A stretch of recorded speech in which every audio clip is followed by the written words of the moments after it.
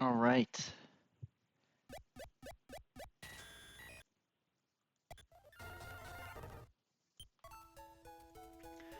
Sootopolis Gym Trainer time. Let's review the line one more time.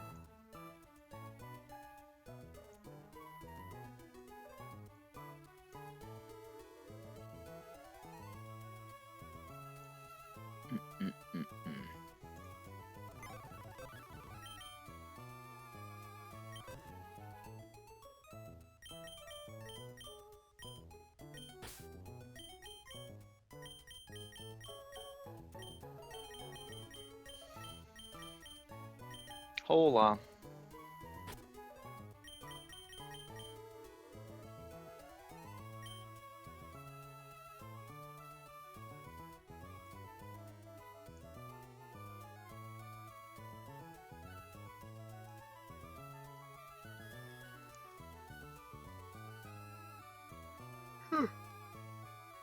Excuse me.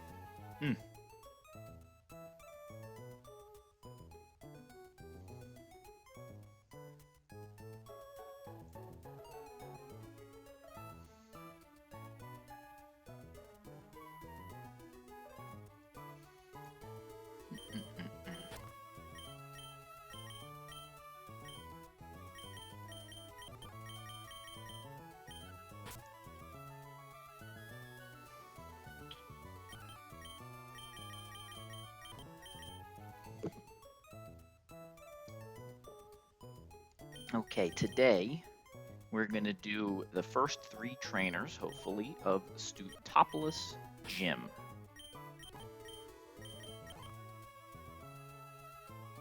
We've got a cool little tech we're going to use. If you can't fix the way the game works, then you feature it.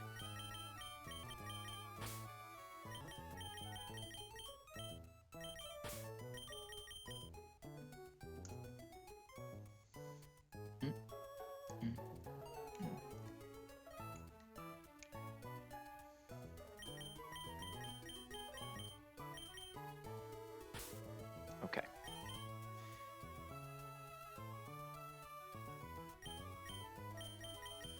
Sharna was almost it. Thunderous, definitely coming.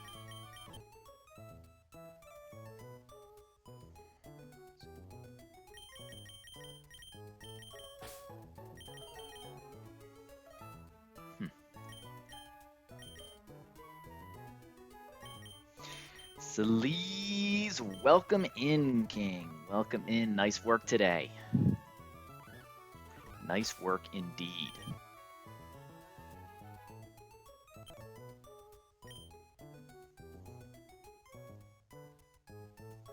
Okay. We have a line.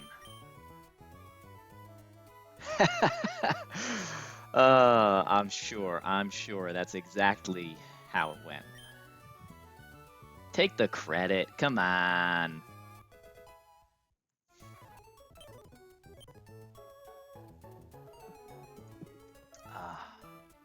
It was pretty clean all day too, right? Like you had the Ampharos 50-50, which was a bummer, and Crook bailed you out. And then Emolga double got a little sketchy at the end.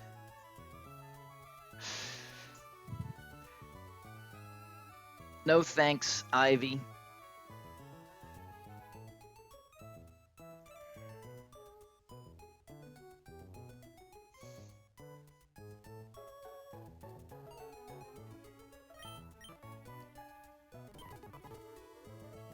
All right. So we've got a line for the back-to-back. The tricky part is we're asking Milo to just kind of do everything. That's not even an exaggeration. And so in order to make that happen, we have to take advantage of the fact that this gym does not heal you underneath. So battle 1, we can't pre-damage, we can't pre-status. But if we can get Milotic pre-statused during battle 1 by holding the Flame Orb, then we will be pre-burnt and have Marvel Scale active for battle 2. And so it took me a really long time to figure out how to just, because Milo does nothing on the double battle. Nothing at all. Welcome in, T. So we had to just find 2 turns to just switch in Milo and then switch it out without messing up everything else. And we finally did it. Ivy Whitaker, you are going to get banned. Chill out. I have heard you, I have responded to you, and this is your last warning. T, they might need some of your excellent marketing skills.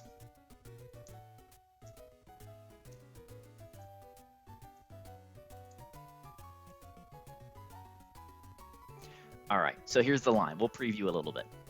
I like to plan back-to-backs backwards. So here's the idea. On fight 2, we want to Mega Beedrill Poison Jab and just obliterate the Clefable. The problem is minus defense Beedrill baits fast kill random move Sand Slash with Stealth Rocks.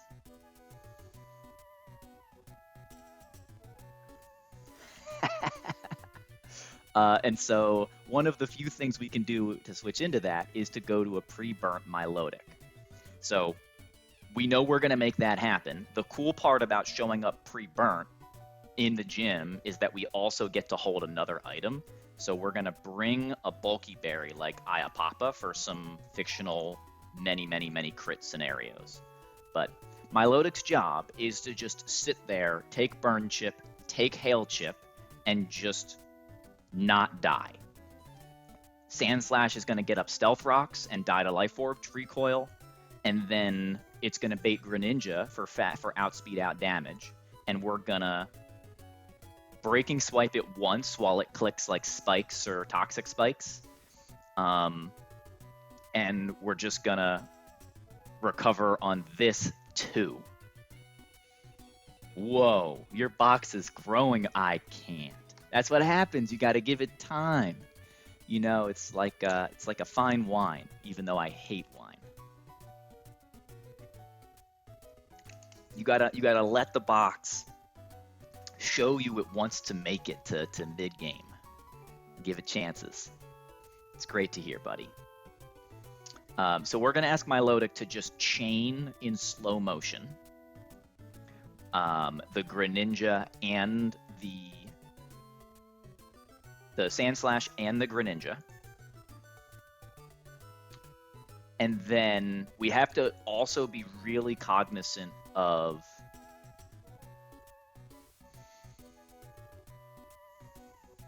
we have 2 choices here. So we'll just kind of negotiate it depending on crits. But option 1 is that Milotic just 1v1s the Greninja. And as long as we take enough chip damage, we'll bait Floatzel. We outdamage it from full, but we won't be full HP. 75% is enough, aka 2 turns of chip. And even though Floatzel has Taunt, it can never click it. Taunt is +5, except for very specific situations. Trick Room or Aurora Veil being up, neither of those are true.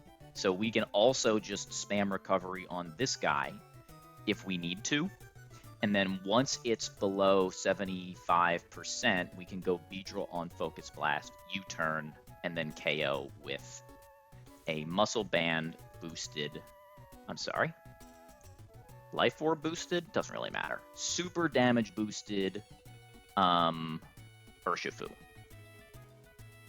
So I feel, despite the fact that it's just like, hey, Milotic, win the fight for me, I feel pretty good about that line with the pre-burn. Even though we're taking 1/8 every turn in chip. The downside is that pretty much all of the hazards go up. Beedrill will absorb the toxic spikes on switch in, but everybody else, if I switch in anybody else, they're taking spikes plus rocks.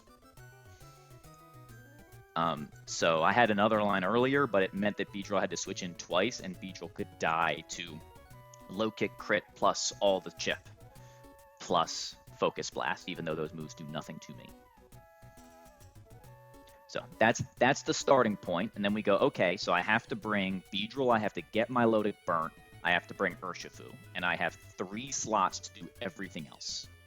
That feels pretty good. That's a lot of room to work with. So I came back to this first battle, and Sarina was just giving me fits because I can't consistently do anything with it. I can go non-burnt Milotic and get Power Whip on turn 1 into Beedrill. That was the only consistent turn 1. But then even that, I have to KO at turn 2 in my plan because Power Whip crit could bait another Power Whip. So the whole thing looked terrible. So we found a different way through, and the different way through is to just obliterate on turn 1. So we're gonna Choice Scarf, Thunderbolt, and Teleon. Delete that from the field. And we're going to Mega Beedrill U-turn Serena.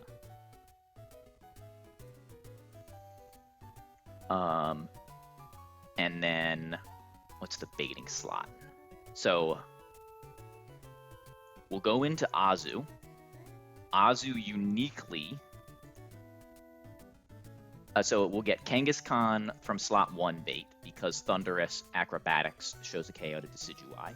So we'll get Kangaskhan seeing no kills, clicking Fake Out guaranteed, 50-50 on slot.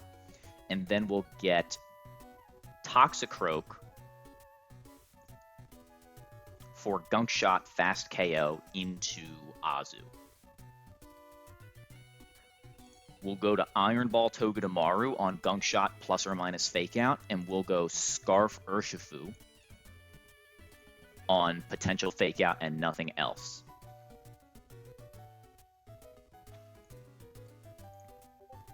Toxicroak always sees fast KO Focus Blast, and Fake Out turn of Kangaskhan has been used up, so we can close combat KO Kangaskhan and Fake Out the Toxicroak, breaking its sash. Decidueye is the only thing left, so it comes out, and again, speed tiering is important. We cannot forget Iron Ball. We'll have guaranteed close combat KO into Togedemaru, Focus Blast still from Toxicroak. We'll Spiky Shield on that turn, and we will chip the Decidueye. We can KO it with crit. That just accelerates the plan by a turn. It does not affect the battle in any way. But we assume that it will live. And now we can switch Togedemaru out into Azu again on Toxie Focus Blast. Take a maximum of 39%, which means even if we get max roll crit dropped, at level 89, Azu will not bait another Focus Blast. It will only ever bait Gunk Shot. Very nice. And then...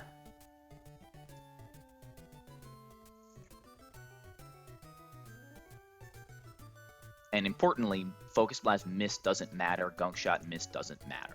We've managed to... found the pivots that don't care about misses. And then we KO the Decidueye.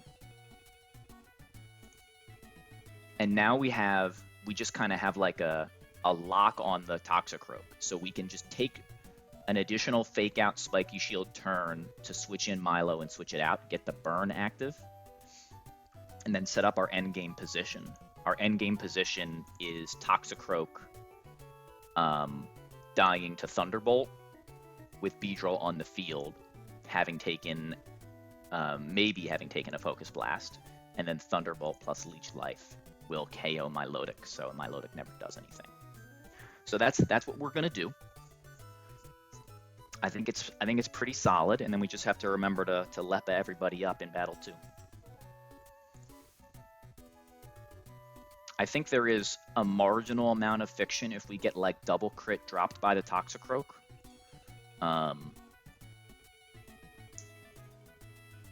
But we can. I'm certain we can steer that too.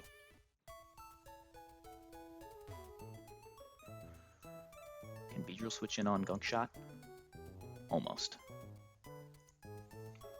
Well, at that point, you know, we could switch into Toxicroak because we could switch in our Milotic that's now burnt. So yeah, I think we've totally got a lock on this one.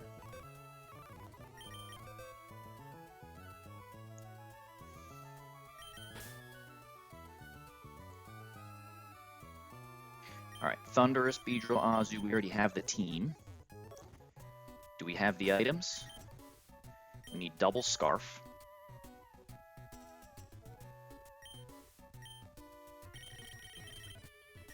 No, we have one.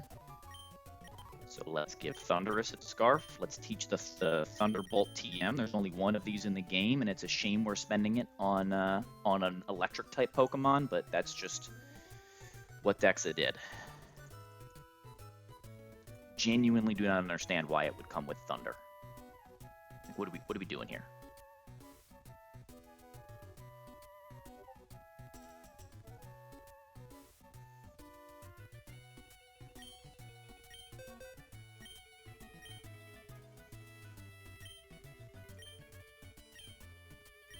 How does Thunderous not come with Thunderbolt?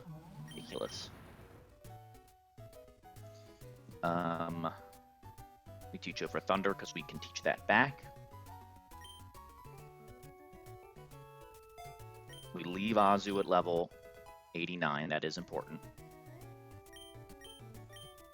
Could we do 90? Level 80, level 90 may be better. I don't think 90 works. 90 does work. Okay, we'll level up Azu one more level.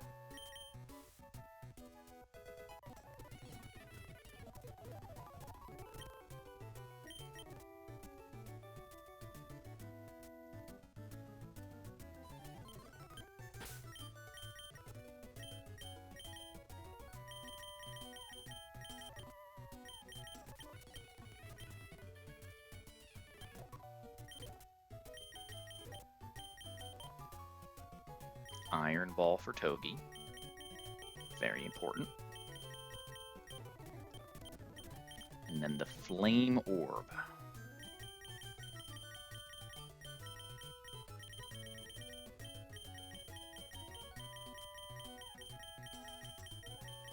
I think this is our first use of the Flame Orb this battle, this whole time.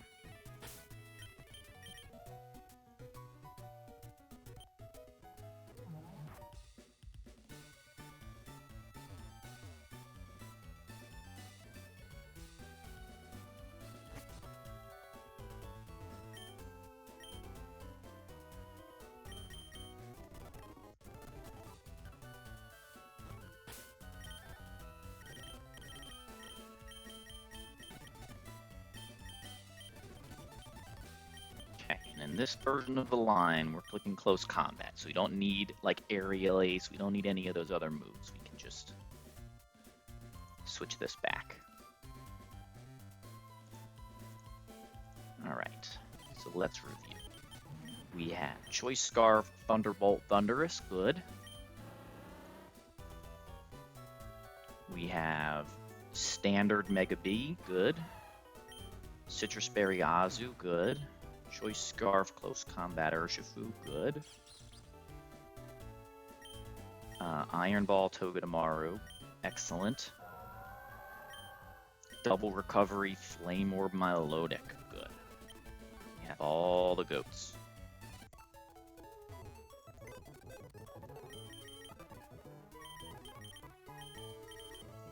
Whenever you go into a gauntlet, grab all your items.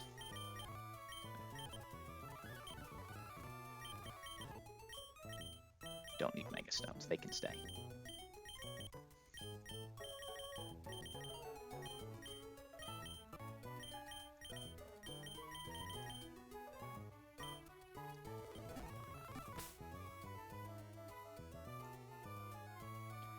Okay.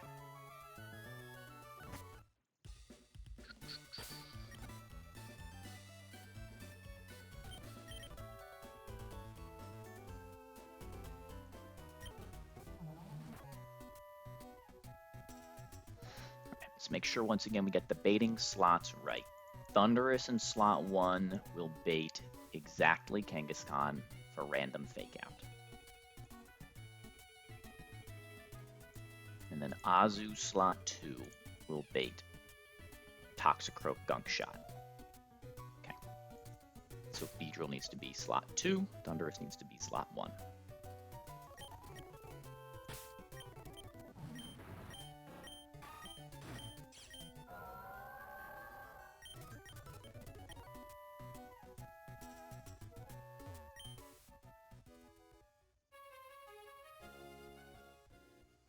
Is it worth teaching Icy Wind to Milotic?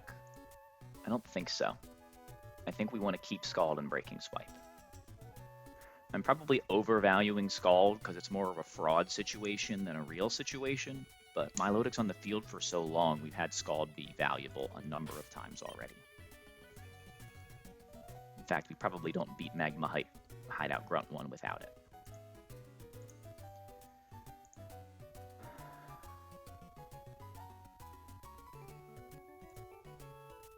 All right, definitely nervous for this one. Things can go awry, but we feel pretty good.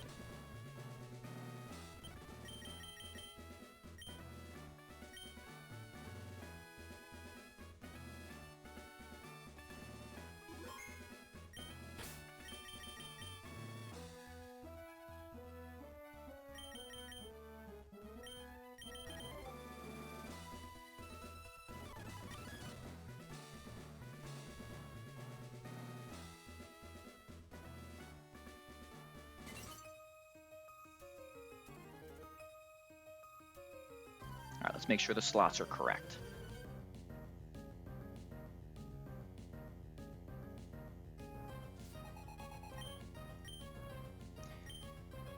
Inteleon, then Serena. That's perfect. All right. Right now, Serena sees some rolls of fast KO into Beedrill and some rolls of slow KO into Thunderous.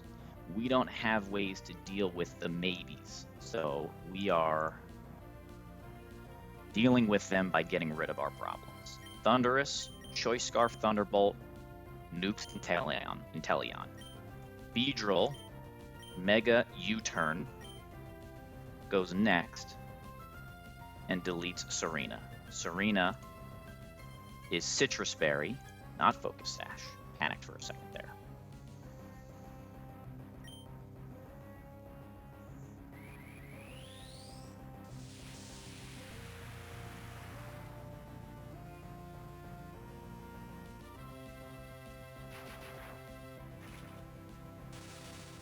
All right. Now that Queenly Majesty is gone, we're allowed to use Fake Out, which is great.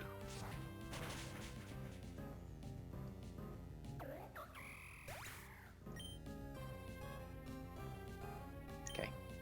We go Azu. Azu, Thunderous will bait Kangaskhan as the only Pokemon not fast and KO'd by Thunderous. Azu will bait Toxicroak, Gunk Shot, exactly.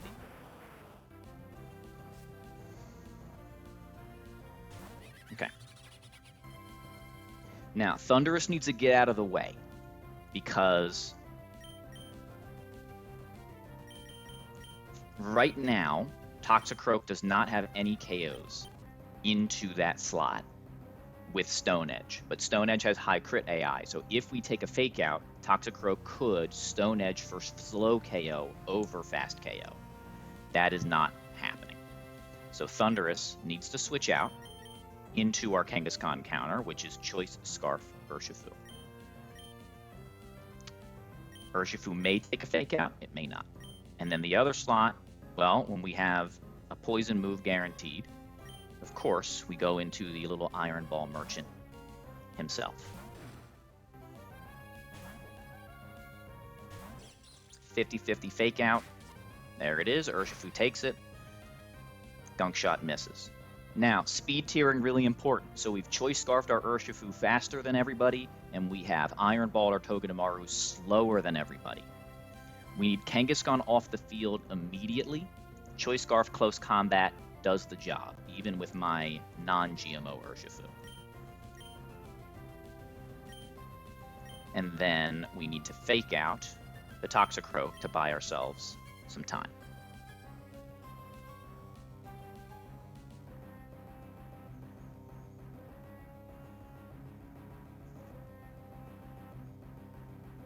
He's dry skin, not inner focus. Yeah. Yep. Fake out. Close combat. Delete button. Nice weakness policy, Kangaskhan. Kangaskhan is another one of these double battle Pokemon that's really difficult because it doesn't do any damage. It's so bad, it's hard to play around because you can't bait kills without pre-damage.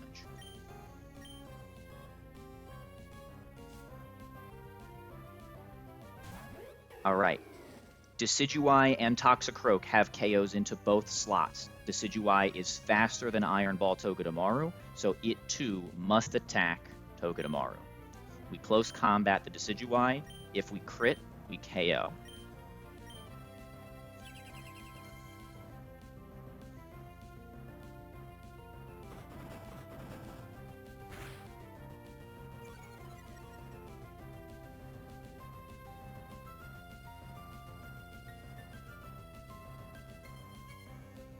Go. Iron Barb's Chip.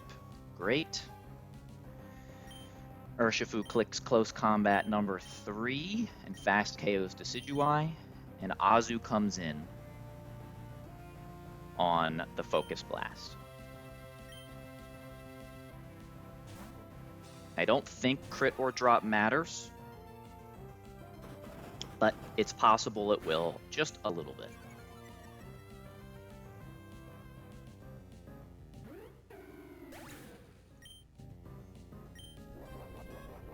Whiter Bug activates.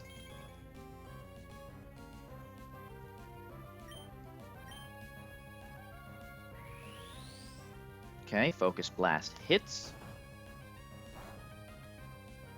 Does not crit, does not drop. Alright, Azu is still baiting exactly Gunk Shot. Urshifu is baiting nothing because it's faster, even though it's dead to a lot of things. This is our moment to get up burn on Milotic. And when Milotic is burnt, it does not have any KOs from Toxicroak.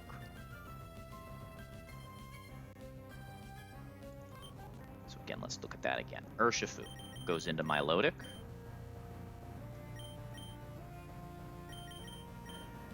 Togi comes in on Gunk Shot.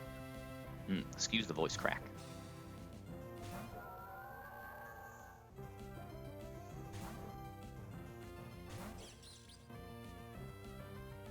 Excellent. Burn active. Milotic switches back out into Thundurus. No, I actually think I'm supposed to burn a turn here. Let me map this out. I think Milotic needs to recover once. Or Scald? Do I Scald? I don't Scald the dry skin Pokemon. That would be dumb. Actually,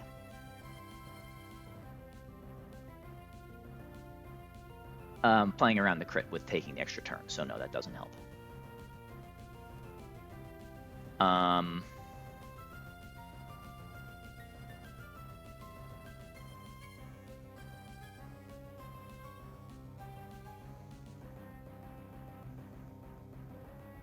If I switch into Thundurus now, then I have to click Thunderbolt the next turn because I'm Scarfed, and crit would KO. We don't like that. So I think we do need to burn a turn here. So I think Milotic clicks Life Dew.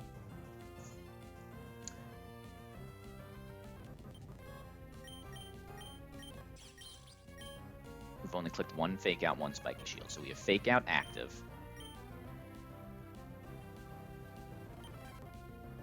Let's game this out. Pretty sure I have this right. Milotic burns a turn with Life Dew, taking no attacks. Togedemaru fakes out Toxicroak. Milotic switches to Thundurus, and we Spiky Shield. Thundurus attacks Toxicroak with Thunderbolt. Beedrill switches in on Guaranteed Focus Blast. It will be the 4th Focus Blast, so he still has PP to do this. And then we have endgame set up, because Thunderous has a KO if it doesn't crit. Cool. I think this is it. We had to make sure that we burnt this turn.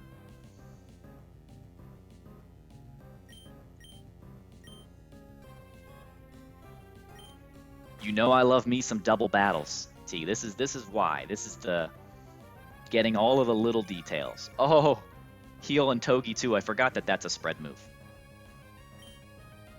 All right, Milotic into Thunderous.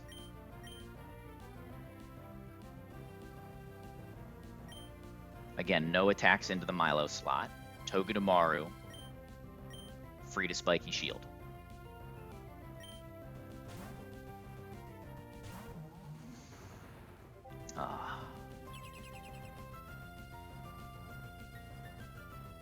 So far, he's fine. Yeah, I got to get used to using him first. He seems a little frail, if I'm being honest. I've been trying to use him, and switching him in and out has been challenging. There's a lot of crit ranges that haven't been in my favor, so it's like I can use him and dodge a crit. Pichao did take him to E4, but Pichao's E4 was also very risky relative to other E4s, and he's been brought to a number of E4s. But like I wouldn't copy paste that line. And I think Pichao would tell you he wouldn't either. It's just what he had left because his run was such a challenge. All right, again, no KOs into Thunderous. This is Focus Blast on Toxicroak into Togi. Beedrill takes Focus Blast, no problem.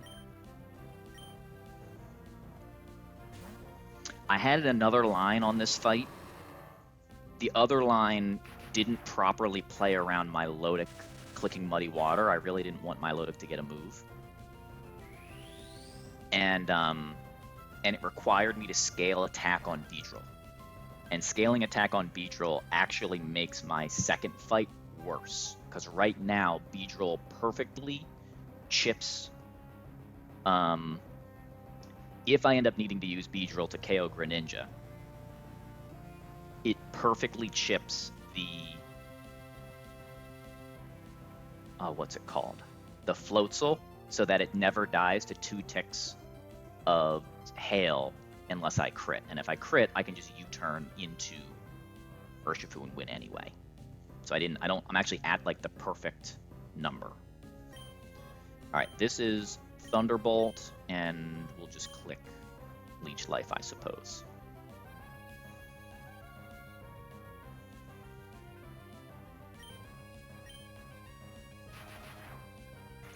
And now his Milotic and my Milotic are not the same. Thunderbolt plus Leech Life, because he didn't know to pre-burn. You know, we're on the top floor of the gym where that's against the rules. We just KO with Leech Life Thunderbolt.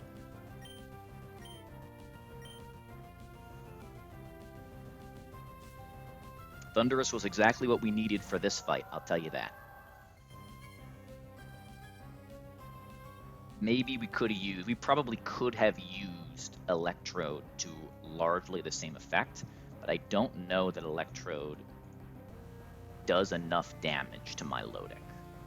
Let's look at that. Choice Specs Electrode. Choice Specs Electrode also does the job.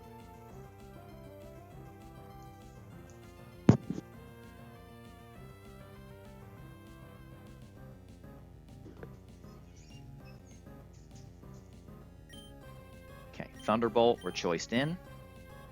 Leech Life KOs. Lumberry does not matter. And this is competitive, not Marvel scale, so it can't get paralyzed. Well, even if it did, the Lumberry wouldn't heal it, so there's no potential for a defense boost into Live.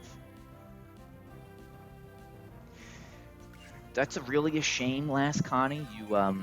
It sucks when you miss the 50-50 abilities. I agree. Sometimes you just get the reckless guy.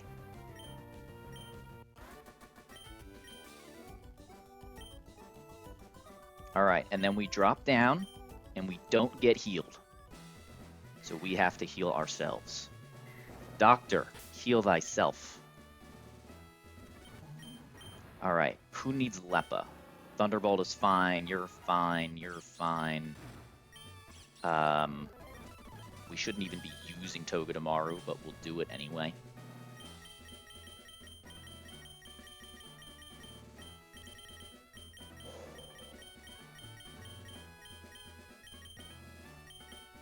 Lepa Berry, Togedemaru, Fake Out. Lepa Berry, Urshifu, Close Combat. Lepa Berry, Milotic for the single life dew that we used. All right. Yeah, it's a gauntlet. It's only 2. So this is what made the first fight so hard, is that I had to get pre-burn on Milotic for underneath the gym. Right? If I were to use the script to get the burn on this, it would be invalid because we don't have access to a Pokemon Center. We can't go pre-burn on a wild Pokemon with the old soap tech. So we had to do it legit. We did. And pre-burnt Milotic is going to do work.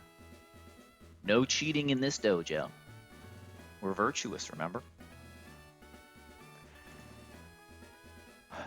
All right, so Beedrill's the lead, and Beedrill has Poison Jab. We just delete button on Clefable. Then we just hard Milo and win on Sand Slash. Ethical Beedrill strats.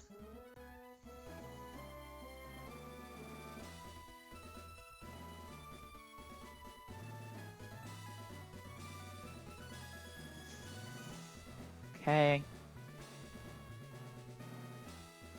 The only real question here is Iapapa better, or is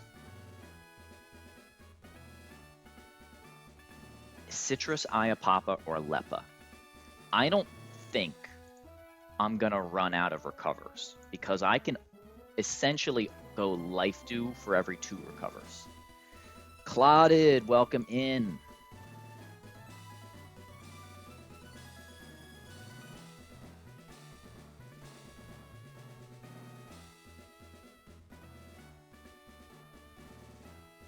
Welcome in, friend. We are in the middle of, we're in between the back-to-back. I'm just making sure I've got everybody healed and items accounted for, all that stuff. Sootopolis Gym. How was your stream?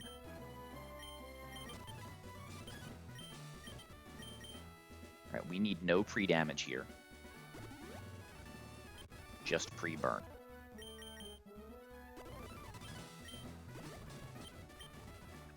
Urshifu needs a boosting item. 117 Deathlick parked at Shell. Gotcha. Very nice. Good work.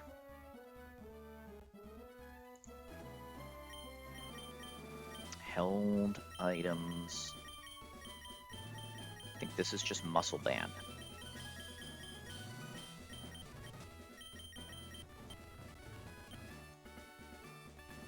Muscle Band Urshifu does 103% to Goodra. That's perfect.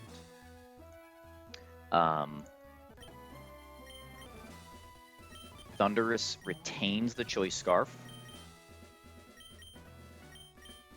This is not, while this is I think going to end up being pretty clean line, it's not, the moves aren't guaranteed. Shell packs everybody up. You just got to fraud your way through, sacrifice to the Glowbro, and win the game. That is the run and bun experience.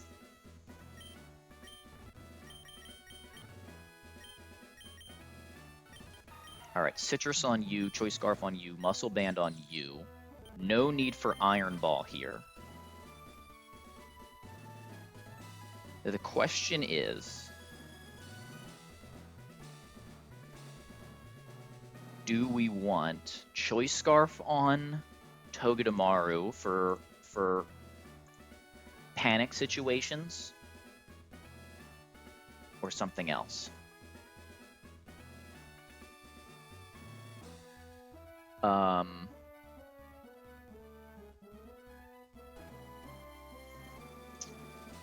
maybe Aspire Berry. I think Aspire. If we're in the position where we are panic switching, we probably need somebody that's not going to get statused. It might as well be Togi.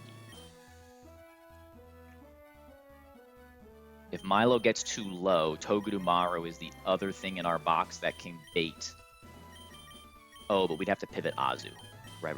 We don't care if we get frozen. Let's look at it this way. Oh, feels good, doesn't it? Feels good when the Medi just swings and swings and swings and misses. I've done a lot of Musharna plus Torterra there. You do, you just got a ball. Sometimes you just got to run in with your Tortuga that's minus attack and win, right? Right, Jay? Poison Jab, Recover Spam. All right, we do not need the Flame Orb anymore. What item do we want on Milo? I think that Leppa is unlikely to proc.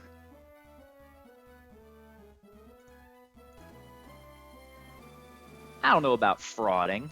I think Jay's risked like 3 crits. I've certainly risked more than that and had at that point in the game. First thought, best thought. We're gonna go Ayapapa Berry. We don't have these bulky berries memorized, but we know that Wiki is our minus special attack confusion guy, so, and that's what our Milotic is.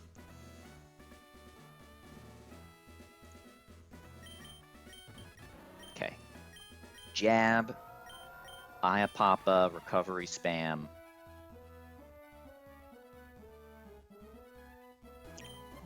It happens. What can I say?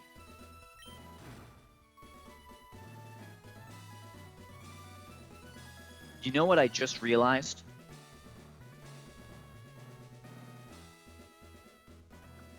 I don't think it matters, but Greninja is going to be protein bugged here. I never considered that. Let's look at that before we go in. So, right, I'm used to Greninja protein bug in the sun. I've never even thought about it here.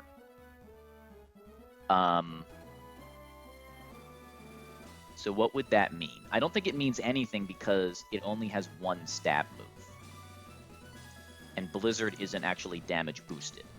Right. That's why it doesn't matter, because there's no hail damage boost. So it shouldn't matter at all.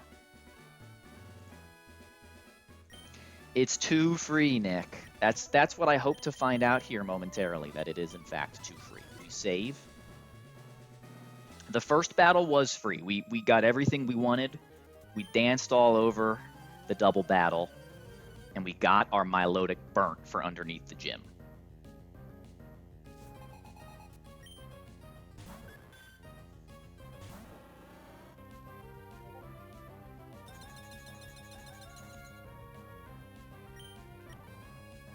All right, we're still burnt. That's great. Mega Poison Jab just kills. This is a Stealth Rocks Clefable with Life Orb and Magic Guard.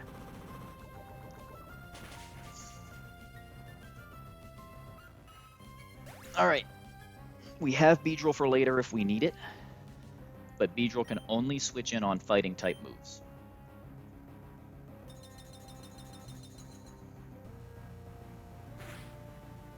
We expect to use Beedrill one more time. All right, Sand Slash is faster than us with Slush Rush active, and it can click any move. It's less likely to click Earthquake, but the fact that it could made all of our pivots, our original pivot plans, terrible. So we abandoned pivoting, and we do what we love to do. And we said, good luck trying to bludgeon your way through my Milotic. You will die to your own Life Orb before you see the day. Nice crit, buddy. It ain't gonna matter.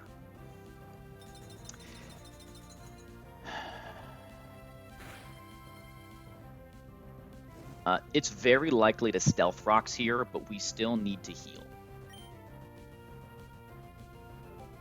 Because it's so likely to Stealth Rocks, we're gonna... No, we're gonna recover, because we'd like to get a Breaking Swipe in. We're just letting the hazards happen. By the end of this fight, we expect to have Toxic Spikes, and Stealth Rocks all on the field. It's fine. Pokemon, but we do everything wrong.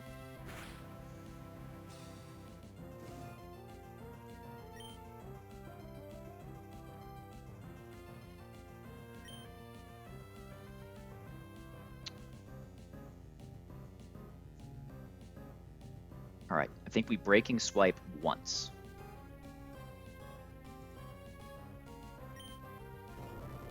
Earthquakes. Crit here is the one scary thing in the whole battle. Doesn't get it. We minus his attack. And should be okay. Now we recover. Earthquakes again. Earthquake never kills. And we didn't get crit, which is great, which means we retain our berry for later.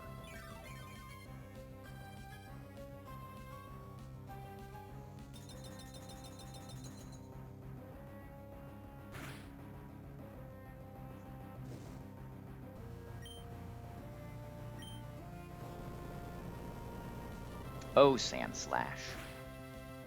Try harder.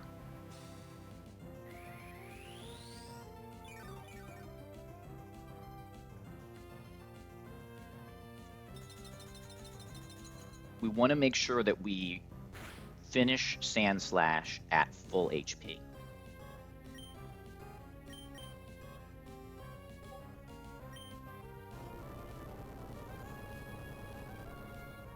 The one Breaking Swipe was so that Life Dew was viable here. We'd like to get value out of this TM that we spent. If he crits us, we'll recover. And as we get closer to lower, we'll recover some more.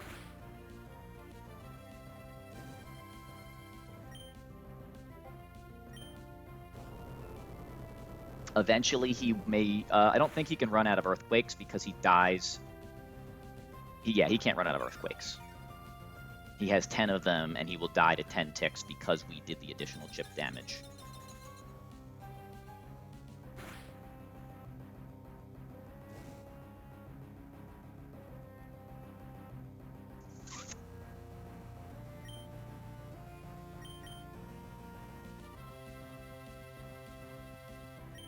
I don't know, I'm feeling a crit here, so let's just recover. Let's not be too greedy. We just want to have, like, a good number of recovers left.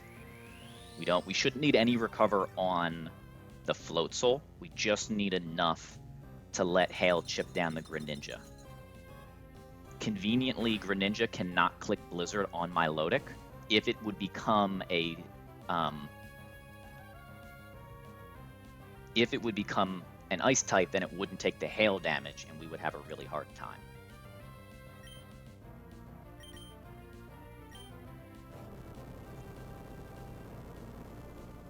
Ethical Milotic gameplay.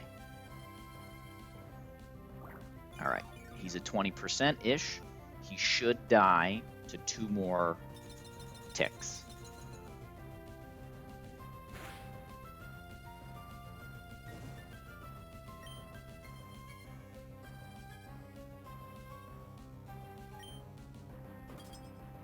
Apparently he is out of Earthquakes.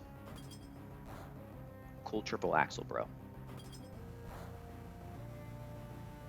That's just not going to do it. Alright. He might live one more. I don't have the ruler. That's very close to 10%. I could do the math, but that feels a little bit ridiculous. Let's do it. Why not? Sand Slash took between 11 and 13 damage from Breaking Swipe. He took 26 damage every turn.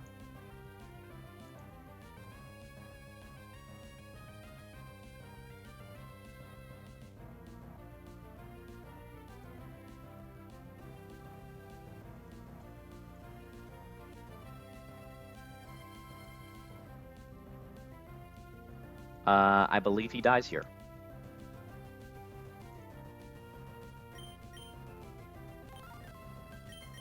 Let's look at our math here. We've done 1, 4, 8, 9. So 9. We've clicked 9 moves and we switched in on a move. So he's clicked 10 and 1 was Stealth Rocks. So he has taken 26 times 9. He's taken 234 plus a minimum of 11. So he's taken at least 245 damage. He has 17 left. So we recover here.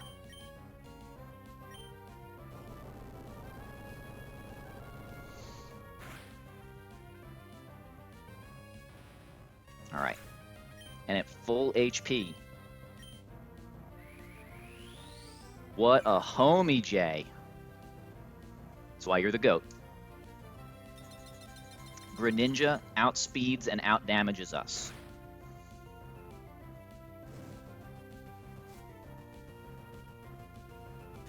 All right. Greninja is incredibly likely to click spikes or toxic spikes here. Because we like the potential high roll, which plays around other fictional scenarios, this is actually why we went Bulky Berry. We're going to click Scald here. Importantly, if he clicks spikes, he will turn into a ground type, and Scald will do an incredibly large amount of damage. At a minimum, we're going to do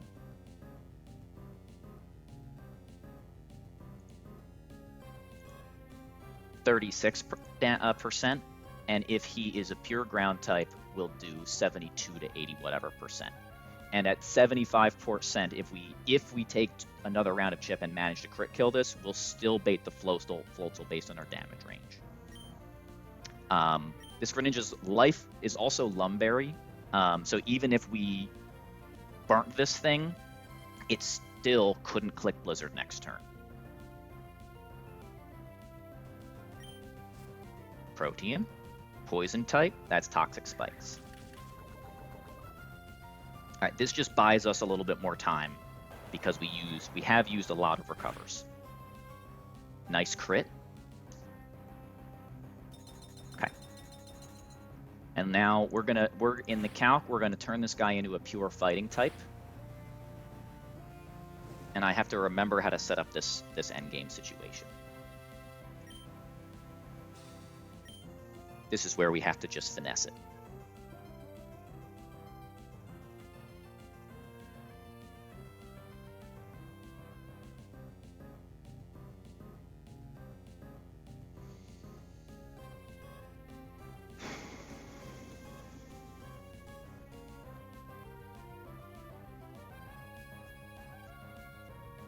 The answer might be Togedemaru, actually. We recover first. Fighting type. Low kick. See, low kick does considerably more damage.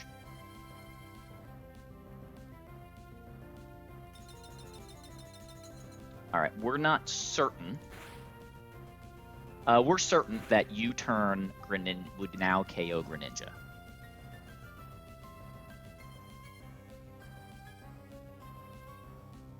Is that the play?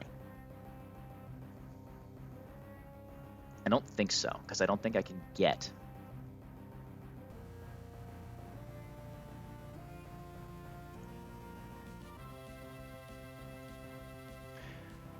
I don't think I can get Beedrill back in. So I think we just kind of want this Greninja to die on its own.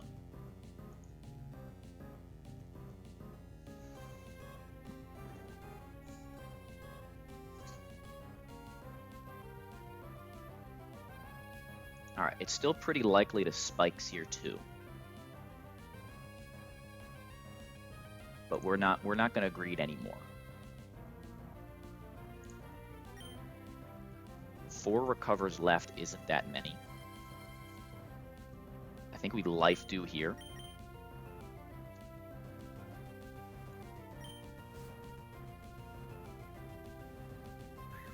There's spikes. Okay. Greninja, fighting type.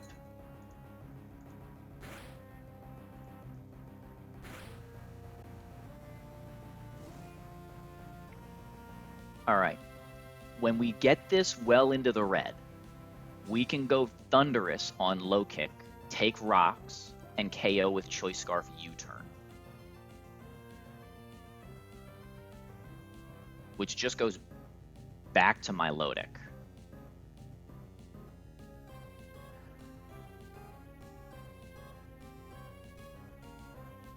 But does Milotic bait properly? The tricky part is that Milotic does outdamage Floatzel. That's why I'm being so cautious. Milotic outdamages Floatzel at full HP. And I don't know how the rounding stuff works. By a fractional part of a percentage, we outdamage Floatzel after burn plus hail. So I'm assuming that I need to be at 75%.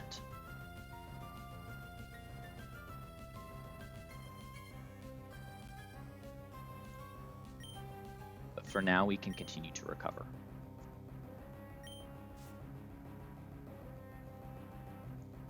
This is all guaranteed low kick now.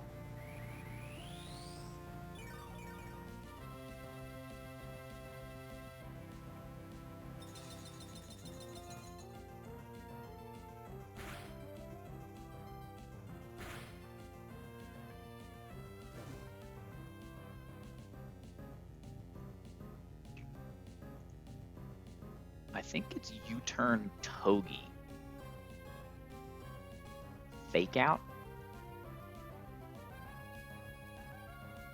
U-turn into Togi, rather, not.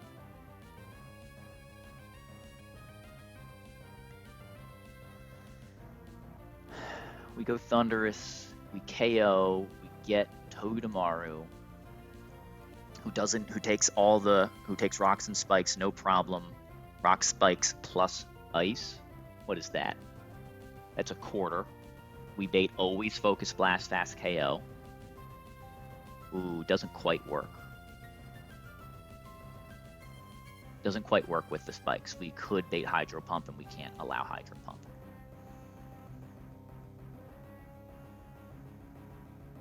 But it would let us get the chip because we're not really running that low on Milotic HP.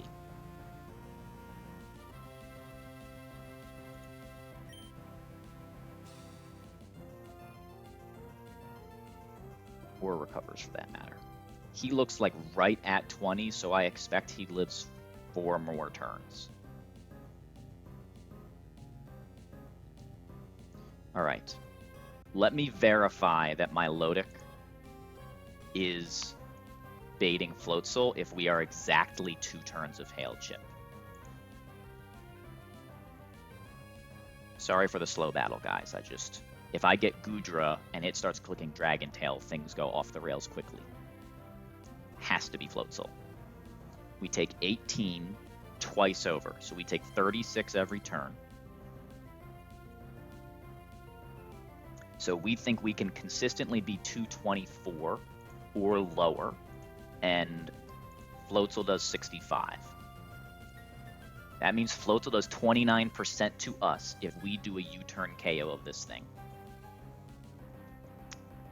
That sounds really good. So that's what we're going to do. One more time, turn this into a fire type. U-turn does 15. We're already in the red, so we can U-turn. We don't need to recover here. He's already in the red, so he's got to be below 15. We're still going to do it.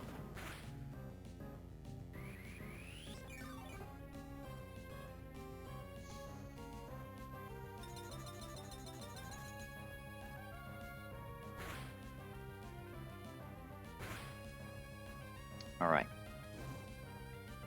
260 exactly.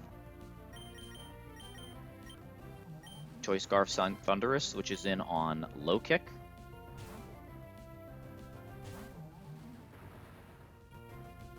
We take stones.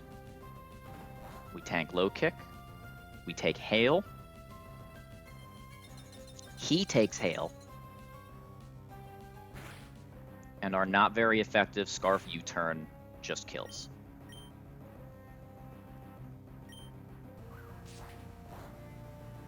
Let's go. Big damage plus attack Thunderous, folks. That's the Adamant Thunderous paying off. Huge 15%. And then you never guess where we go. My Lodic, my homie. Done enough work?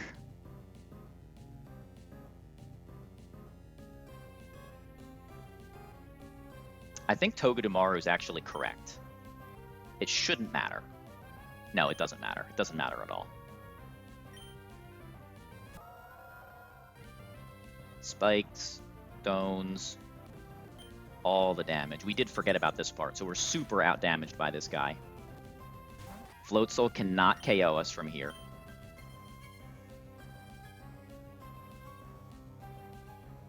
We recover. Focus Blast. If it crits, we get Ayapapa and heal to full. Imagine taking like 30 attacks and not triggering your berry. All right, and now same deal here. We just need to let the ice do its job, right? We just weaponized hail. That's our damage dealing mechanism in this fight. Until this is in Beedrill U-turn KO range.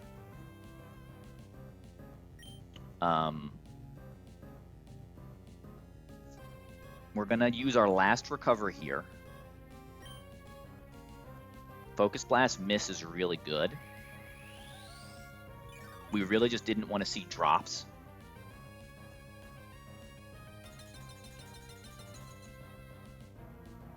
Yeah.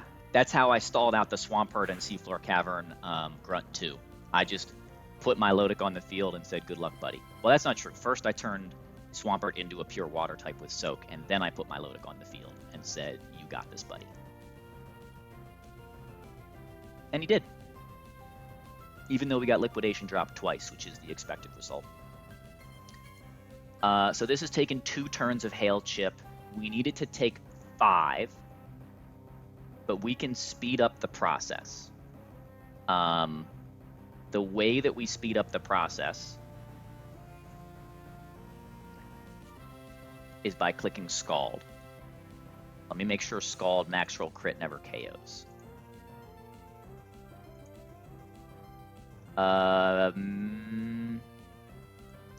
3 ticks of hail. 4 ticks of hail would do it. Okay, so we don't Scald. We will Breaking Swipe.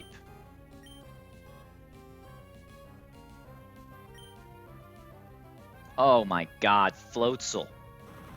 Your ass.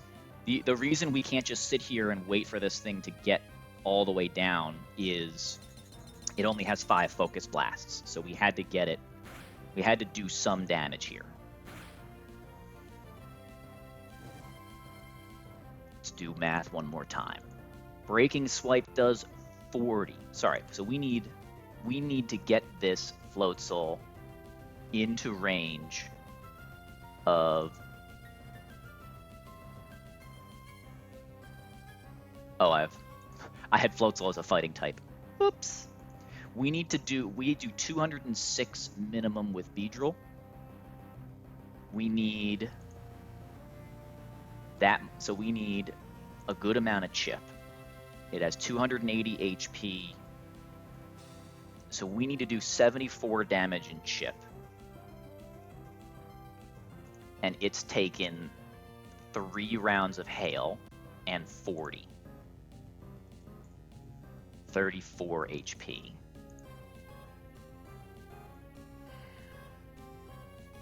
He's already in range.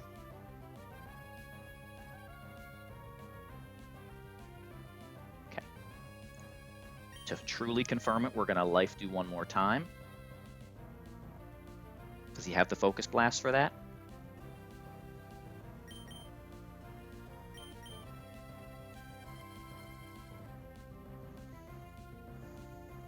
Yeah, he's only hit us once. He's missed 2. He should have 2 more. But it's fine. It is.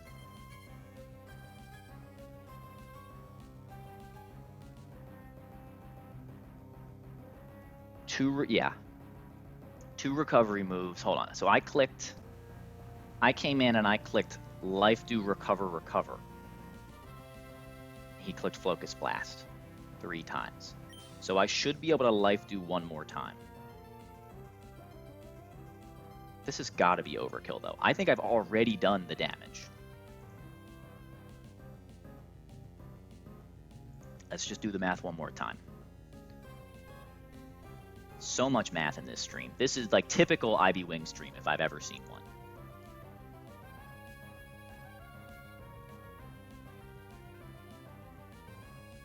He takes 17 from hail. He's taken a breaking swipe.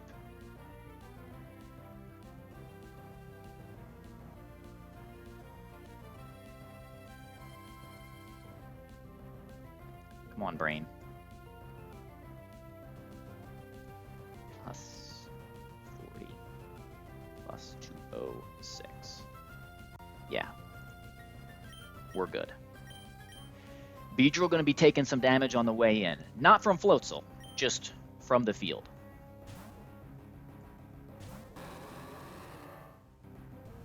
I'm being so cautious again because we need Floatzel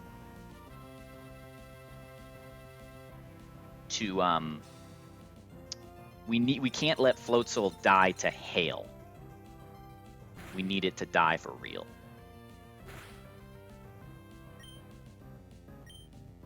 You turned to 73%. This should be just fine. Let's go. Math.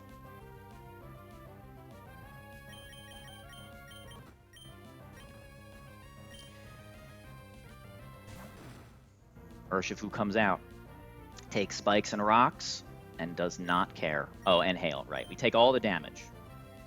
I believe we took more damage from hail than was dealt.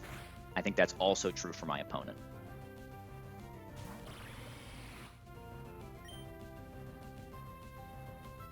It's close combat, just KOs. The alternative to doing this Milotic nonsense was to change Urshifu's nature to Jolly so that we could outspeed and KO the Sand Slash. I don't like pre-E4 nature changes, so here we are. Finally, a Goodra that didn't set up on me. That is the first Goodra that didn't either have a crit kill KO on me or set up. All right. We got 1 more fight planned, and then we have the demon herself. Bethany, I think that's her name.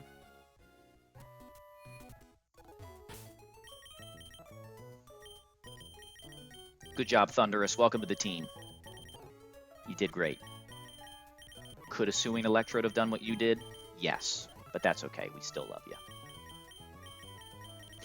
We have 2 minus special attack electric types that are like clicking electric special moves.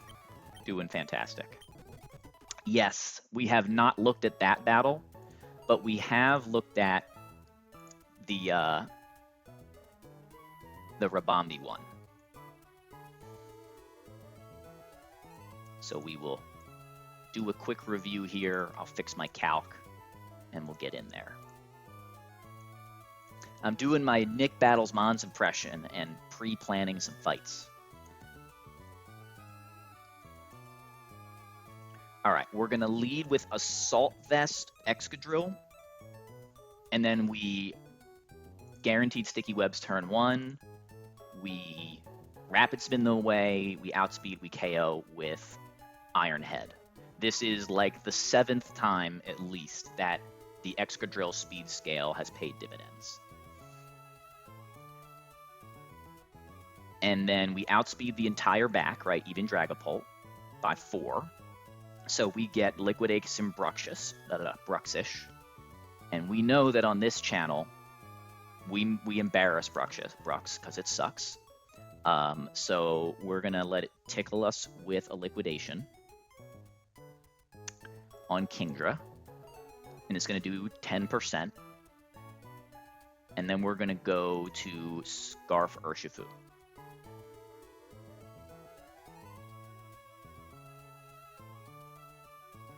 Scarf Urshifu is a free switch on Psychic Fangs. He could set up on Kingdra. We don't care about Sword Stance either.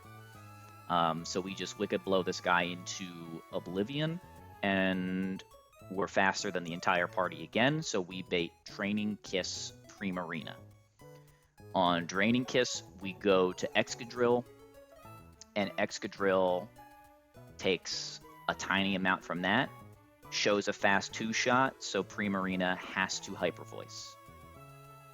This bastard wiped your boy Jake. Well, then we will avenge Jake today, and we will do it with my Breloom. Of course, we'll switch in on Hyper Voice, and with a Miracle Seed, KO Primarina. A rare non-poisoned Breloom moment. Jake won to Warden. I don't know that one. Is he a streamer too? I guess he must be. Dumb question. Excuse me.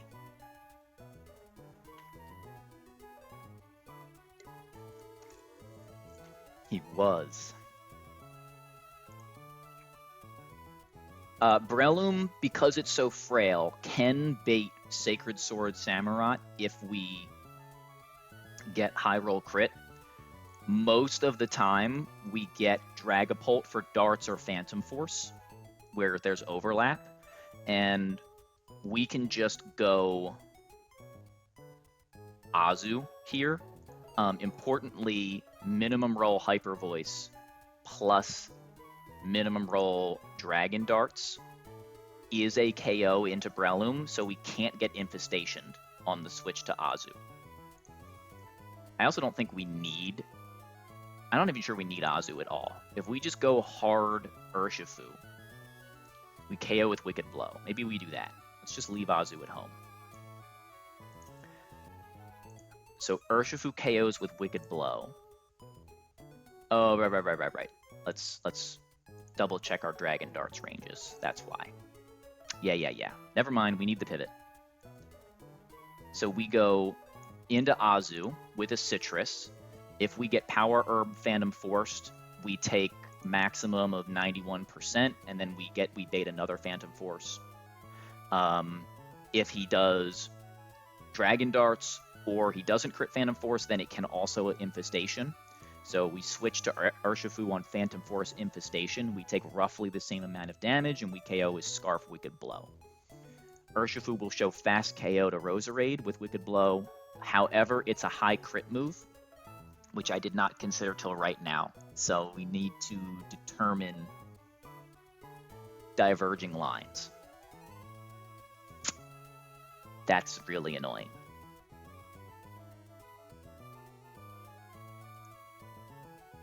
Okay, so if we get, so we're expecting Samurott first, and if we get Samurott first, it's always Sacred Sword, regardless of crits, or Sword Stance, because we'll be locked into Wicked Blow.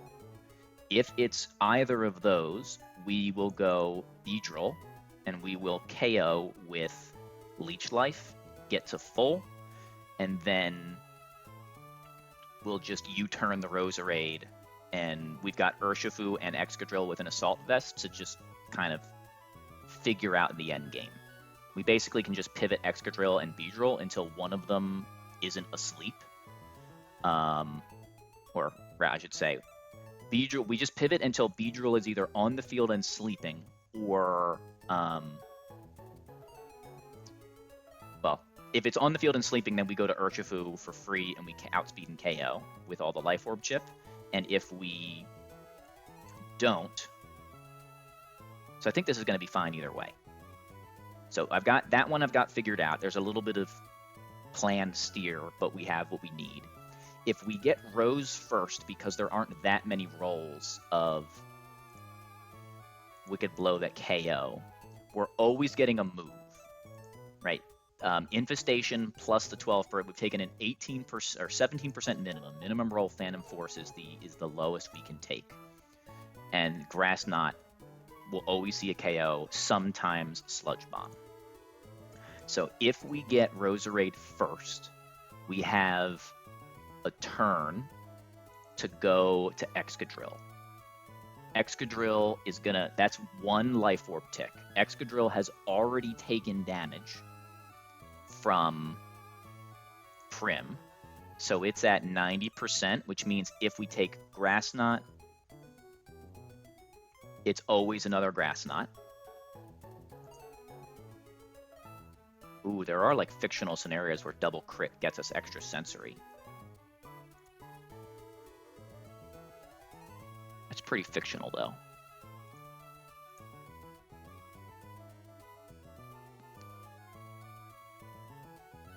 I don't have a backup plan. This is the backup plan. I mean, I guess the backup plan would be like sack Kindra. There aren't that many more Kindra fights in the game.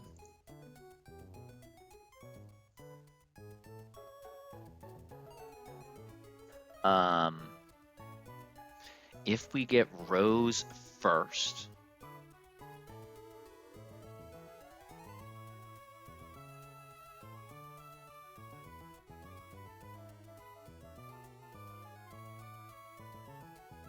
we have a full HP Beedrill, but we could die to double crit Sludge Bomb Grass Knot. So we would have to go to Excadrill.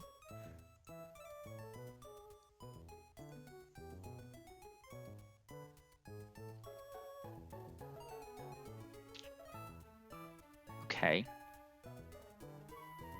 We'd have to go to Excadrill, and then if Exca gets crit, we probably go like, I don't even know, Breloom? No, we can't yet. Excadrill gets crit, we sack something, and then we revenge with Beedrill and chain the Samurott. So there is it's not great. Other interests. What other interests could there be?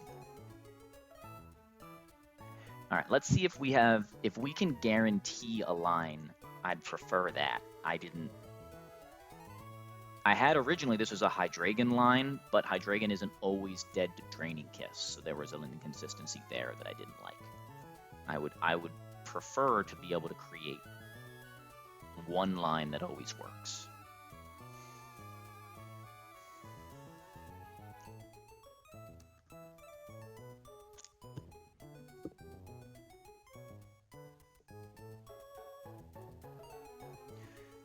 Do I have something else that beats Prim?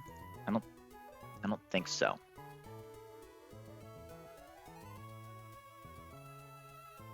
Not consistently. All right. And then I don't think the other thing that you can do on the lead is you can, well, we could Poison Jab Defog U-turn. That's not a terrible idea.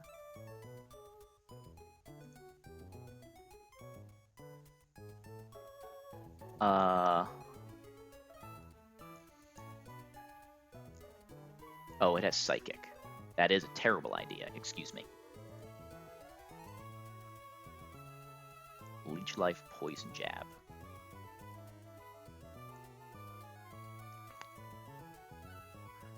Yeah. We don't want Beedrill doing the lead. Do I have any other spinners left? I have Eldegoss. Eldegoss is probably dead. It's not. But it doesn't do any damage.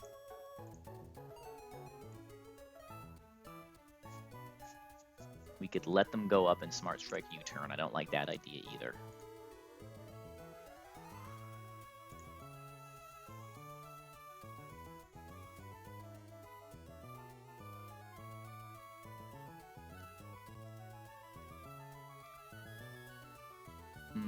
No. Thundurus? That's not Thundurus.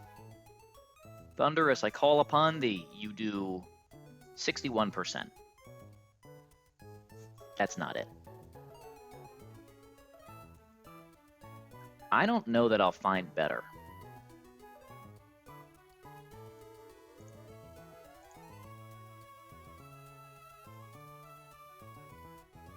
It's right, gym time. We just did the back-to-back, and then we realized that we aren't playing around guaranteed crit move switch AI nonsense.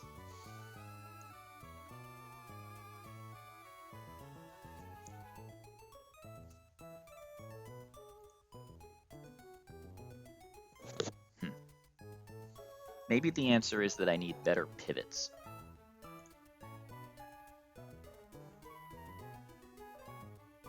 Who's my other? I only have one other fairy type, right? My other fairy type is just dead to Phantom Force. So we have to bring Azu if we're doing this line. Is that true? Because none of our steel types. Maybe we could bring Scissor. But Scissor probably baits. Where's Scissor?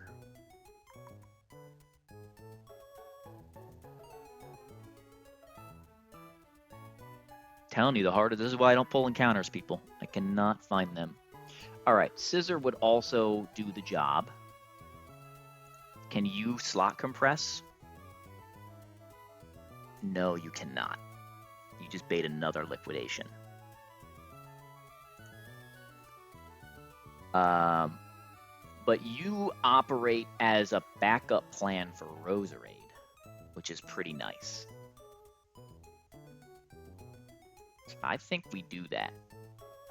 So with Azu out, Scissor in. So now Scissor goes on Dragapult. Takes 50-ish. Citrus Berry.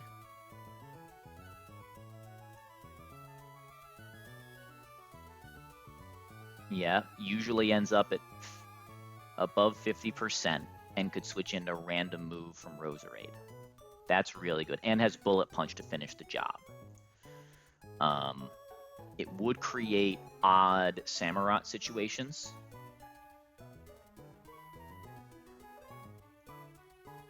In which case, again, I think Kingdra meets an unfortunate end. So we probably can't KO with Scissor.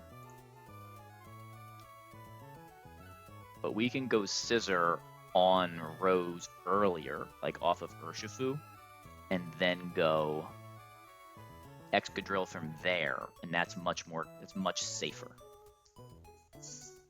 I think that's just better. So that's what we're gonna do. We're gonna steer the end here a little bit, and we just get what we get, and Kingdra's on the chopping block. I guess it's worth looking at if there's something less valuable than Kingdra that can do, because all it's doing is pivoting on Bruxish. And its job is to take Liquidation and bait Ice Fangs, Psychic Fangs, or Sword Stance. So Walrein does that. Walrein's super dead to Grass Knot.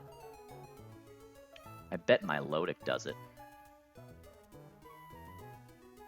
Importantly, we don't have a choice item left.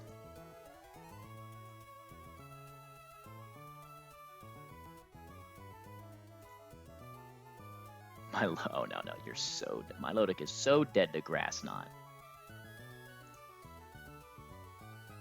Alright.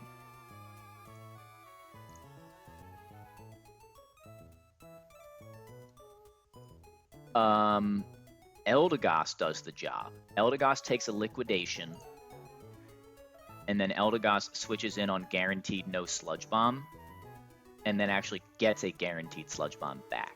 All right, so we're going to bring Eldegoss. So now we've optimized the whole team for just whatever becomes this Roserade endgame. Let's run it. You guys ever wonder how I just disappeared and come back with a line? I think that's the first time I've done it in front of you. I doubt you're wondering about it, but all the same. These are the details I prefer to hash out if I can.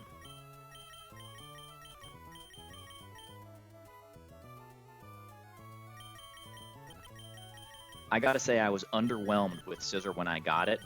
And it doesn't come to that many fights, but when it's there, it is the only thing that does what it does so well. I think a massively underrated for this run.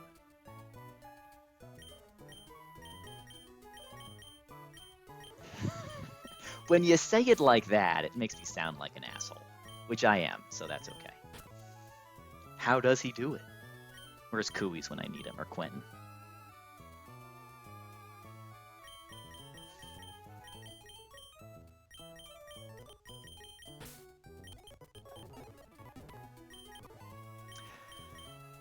Glad you're here, Explosions. That's what I'll say. Alright, I have to go fly and get some items first.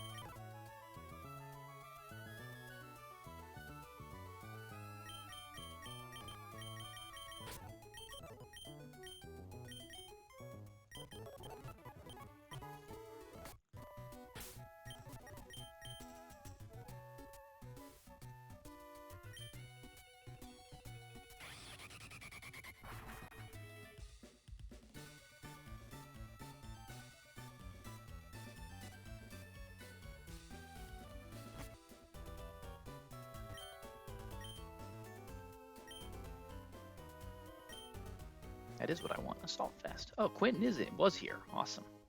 Hello, Quentin, if you're still here. Sorry I didn't say hello earlier. Choice Urshifu. Assault Vest goes on a guy that's not here.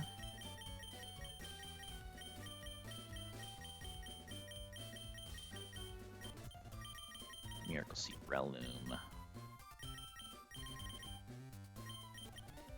Citrus Goss.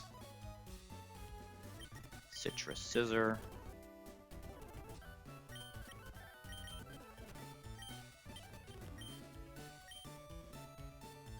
Beedrill with Beedrillite. And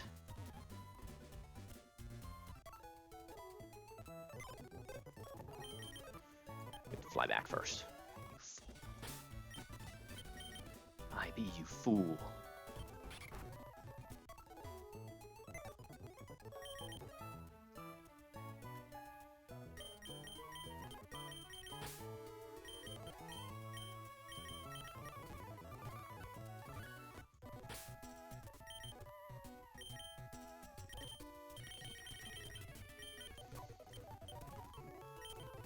Alright, Assault Vest, Rapid Spin Iron Head, Leech Life and U-Turn, and the Beedrillite, Scarf Shifu, Citrus, X-Scissor, Citrus Goss, and Miracle Seed Breloom. Let's double check the Miracle Seed is the right item.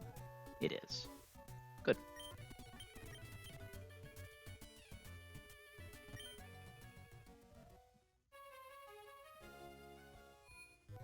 Alright, and then there's no crazy back-to-back on this one, right? Right, yeah, Bethany's up top.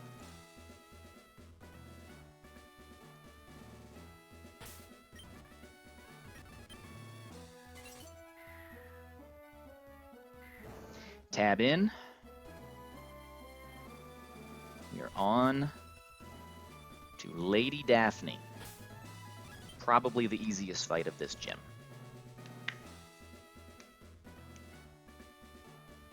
It's so weird to not see Breloom poisoned. I just did a whole double take.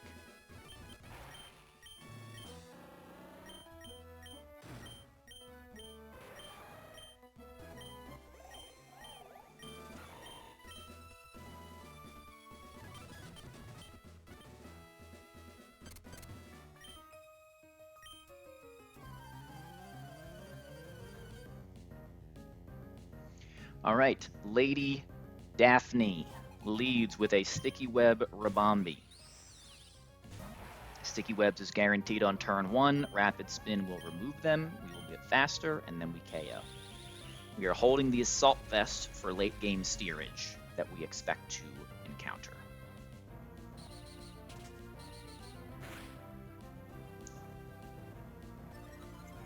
We are now faster at +1. Sash is broken, we KO with Iron Head. We outspeed the entire team, and the first thing that sees a slow KO is Bruxish.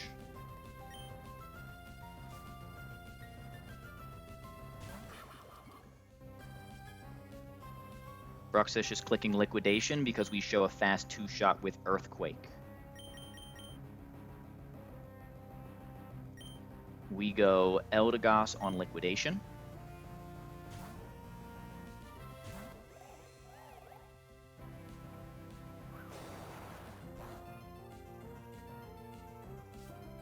We drop his speed. He does not drop any of our stats. This is Strong Jaw, importantly. This is guaranteed Psychic Fangs. We show a slow KO even after the speed drop. And on Psychic Fangs, we can go to Urshifu.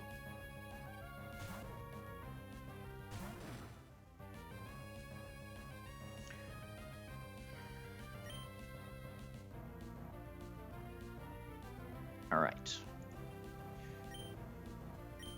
Urshifu destroys this with Whip Blow.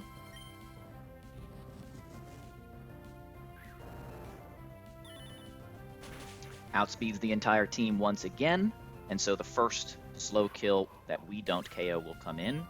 That will be Primarina.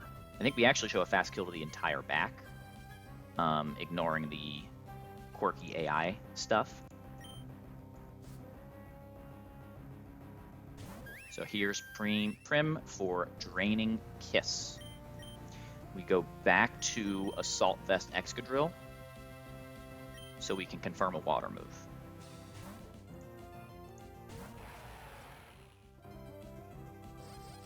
We prefer not to see crit. The damage ranges are actually kind of perfect without a crit. Nice. We show a fast 2-shot to this thing. It cannot set up a Calm Mind.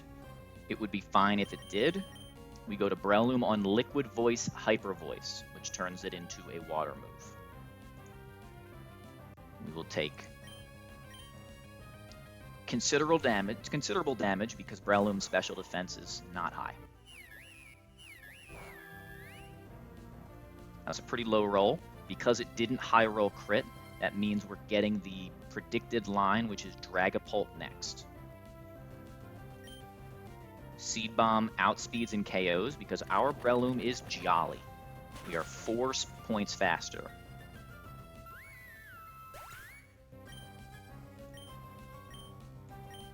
+1 late game Breloom frag.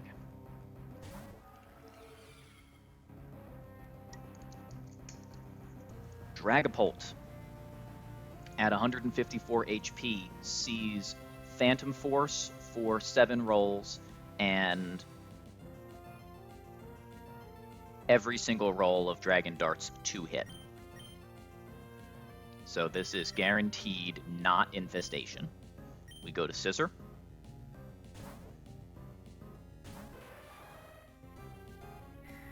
He clicks Darts. Darts is the better move. And Adorable. Goated Animation. This is Phantom Force or Infestation. Urshifu takes roughly the same damage from both.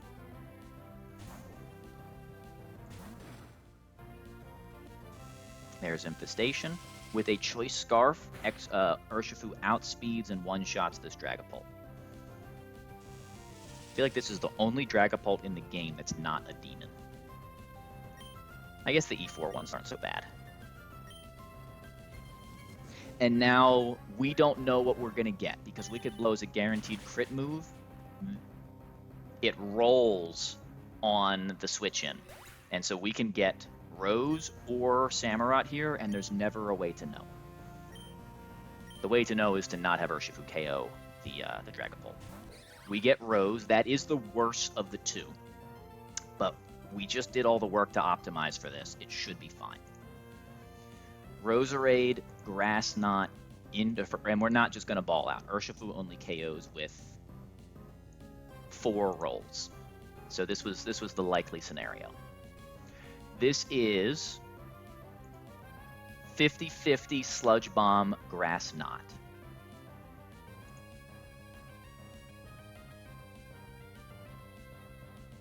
Sludge Bomb, Grass Knot. All right, on Guaranteed Not Sludge Bomb, I'm sorry, on Guaranteed Not Extrasensory, Brain, doesn't matter. We're gonna go to Scissor here with no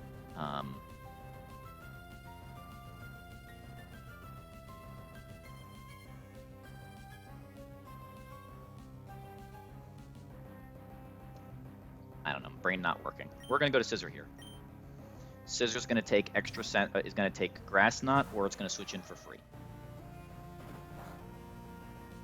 Cool. We do not get Citrus yet.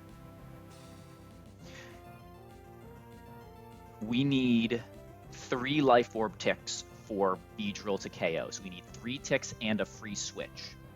This is either Sleep Powder or Grass Knot or Extra Sensory.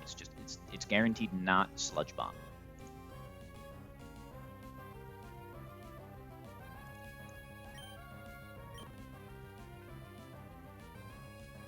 We can go to Eldegoss on guaranteed not Sludge Bomb and turn that into Sludge Bomb.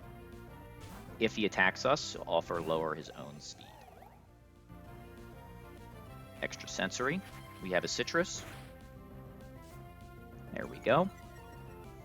That was sizable damage. I don't think some rolls of crit could have baited Extra Sensory again, but that honestly doesn't matter on the switch. This is guaranteed Sludge Bomb. Hold on. It's guaranteed Sludge Bomb from -1 80% Rose. It's already taken 2 ticks. I think we can just go Beedrill right here. Right? Can't Sleep Powder or Grass type. 151 HP. Only ever Sludge Bomb. We just go Beedrill and then chain the back. Yeah.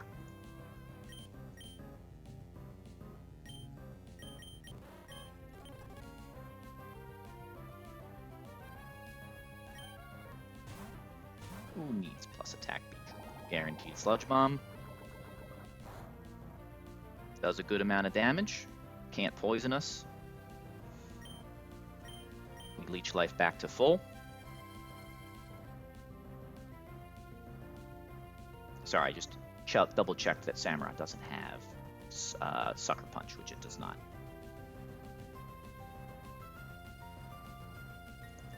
Roserade takes a minimum of 88%.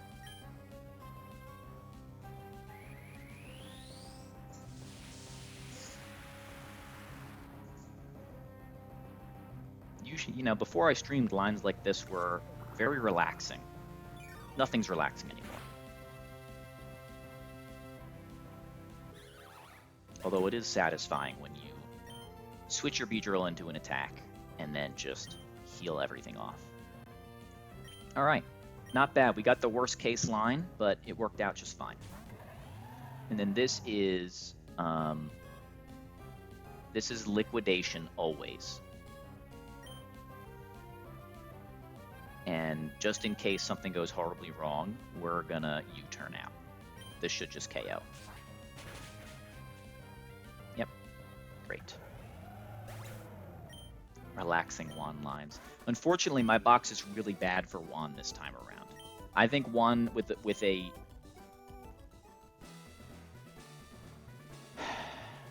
Dragapult and another ghost type, I think that wand can be invalidated by most boxes. That's a hot take for sure. And I'm not going to get to prove the theory at all, so I won't make a greater claim than that.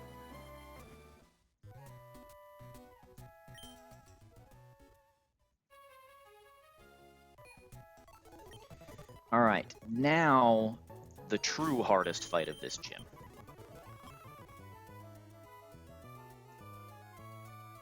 Make sure I'm not missing anything.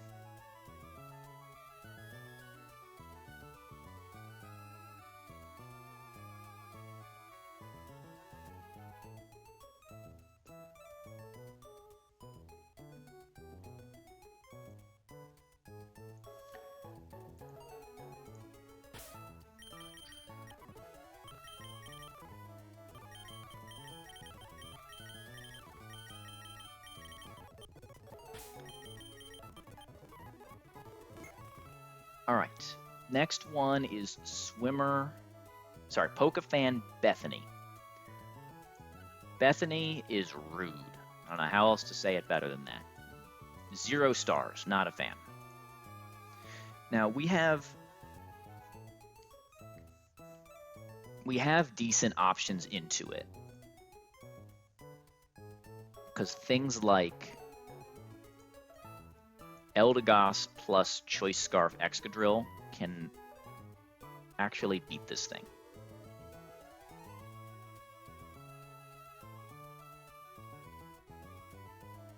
Destiny Bond is always obnoxious, though. All right. Usually you do the old choice band turn move thing. I'm gonna look at that as the starting point. So if I just lead like choice band Barraskewda, what does that look like in the rain?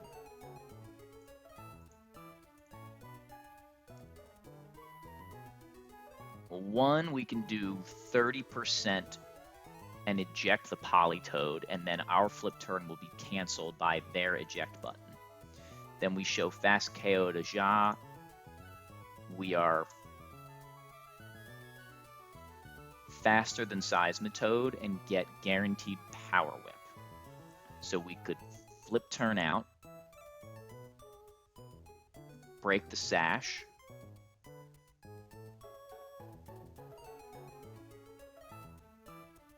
take the Power Whip and Energy Ball, but that would get us like 50-50 from the Overquill. Oh, that'd be even worse. That would get us Ja. That sucks.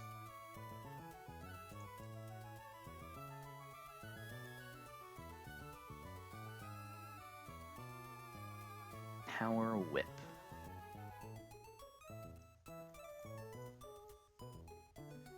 Can't do Eldegoss because it's not guaranteed.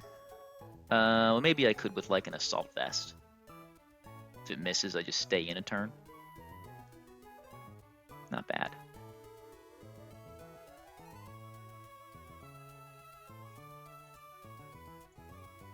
Yeah, that's not terrible. So guarantee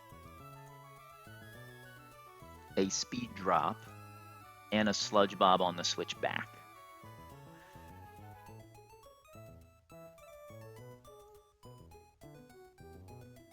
Unless we crit flip turn, then it's not guaranteed.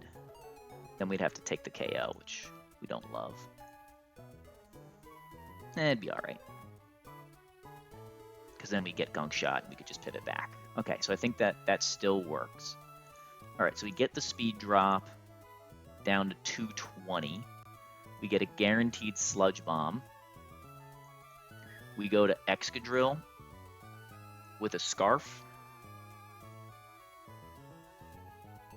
And we KO with Earthquake. Earthquake Exca shows a KO to Ja that we don't want on the field. Will be fast KO'd by a Liquidation Overquill. On Liquidation, we go back to Goss. And if we don't get Liquidation dropped, it's going to be Gunk Shot, Throat Chop. If we get dropped, it could be Liquidation again, which would be terrible. So let's hope we can plan in a sack for this gym.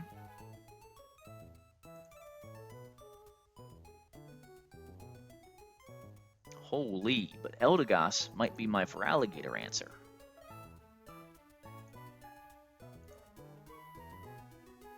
I bet we're not even faster. We're not even faster. Bummer. Not my answer.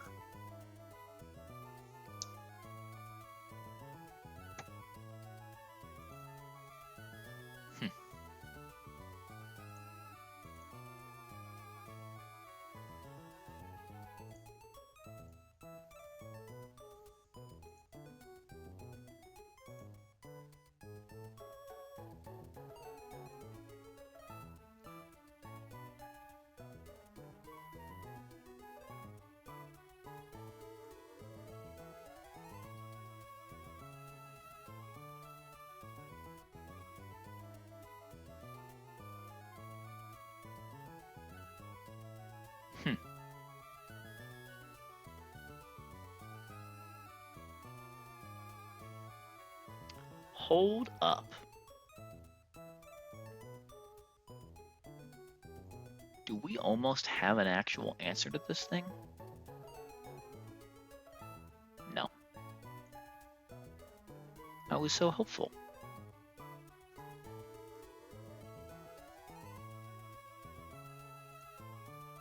All right, what other leads do we have? I've done the Gallicipod thing before, where you first impression Politoed. But we're such bad defense, I have a feeling we bait Overquill instead. Ooh, we don't. Okay. Gallicipod.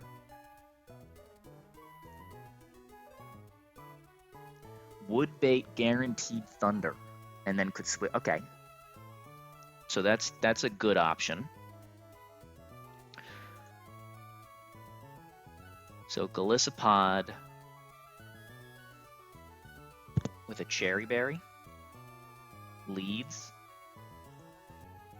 does 40% to Politoed, ejects it out, and then we get Electrode Thunder. We go to Excadrill, who I'm certain is coming to this battle.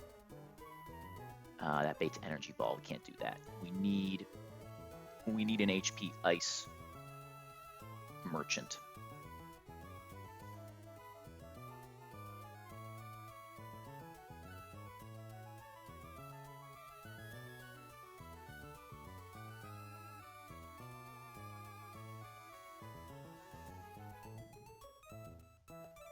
Or no, Beedrill is slower. It's in rain, so Thunder would always hit.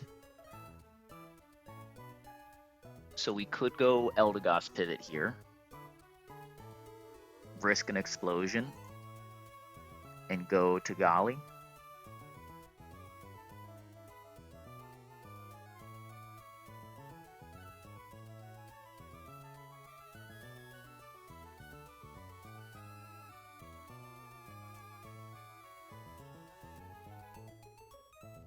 Not Sticky Webs. What if we Sticky Web? Ooh, we could get early Ja. That seems pretty good. Oh no, he would get speed dropped. So we'd have to, and we can't go Iron Ball because we'd have to.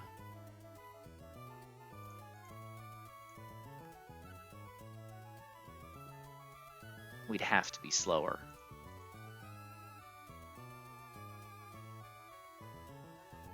That's intriguing, though.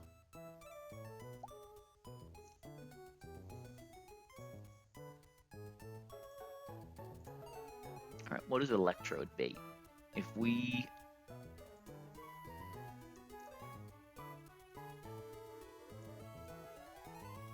Choice Scarf Volt Switch lead,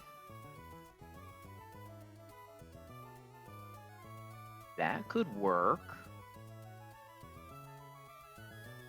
Scarf Volt Switch to Overquill. Is it the first slow kill? Be the first slow kill. It is. That's awesome. Electrode doing new things. I'm confused by that.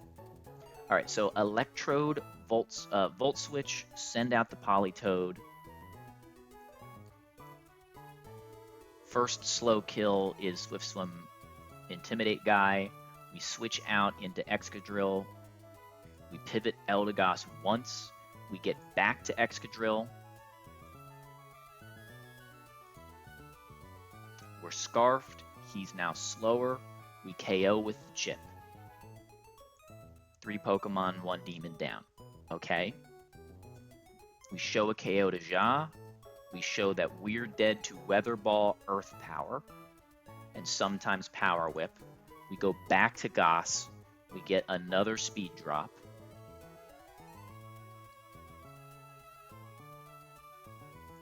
Get another Sludge Bomb.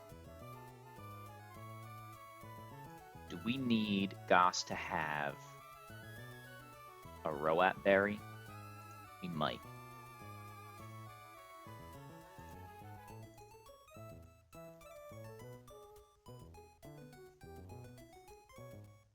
I don't think I can afford to not be a Salt Vest. I don't take that much from the other moves. Alright. We go Roat Goss.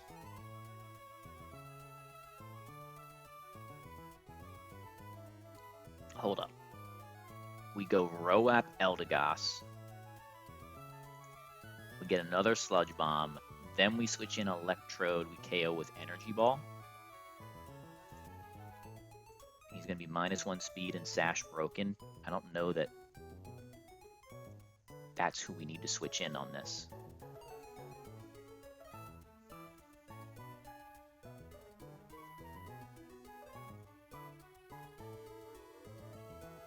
I'm switching in on Earth Power Weather Ball.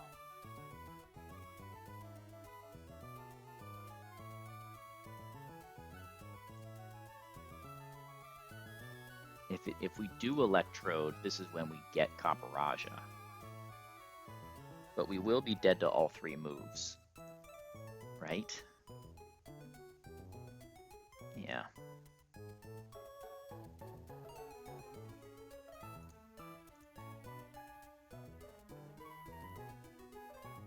Not great. Not great at all.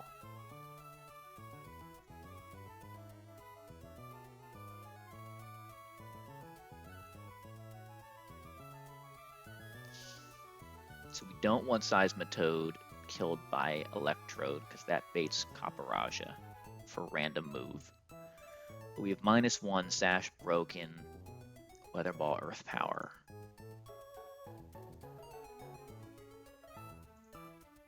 How about Scarf? We have another Scarf available?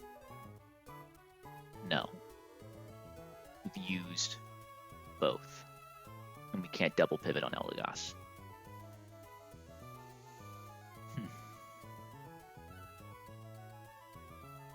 That's a shame, because Breloom would get us HP Ice Electrode most of the time.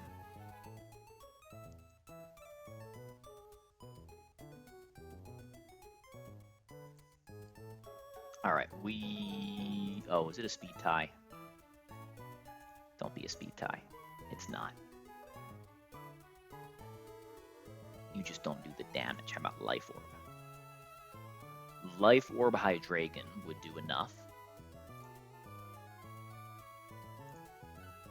And then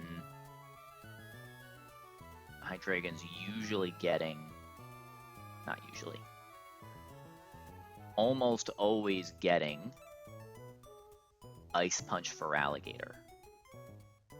The problem is that with the drop it could be Dragon Dance. So I don't think I can afford to do it this way. But let's pretend we can use another slot to get Seismitoad lower. In fact, we probably can just Dark Pulse twice. Maybe. Don't love it.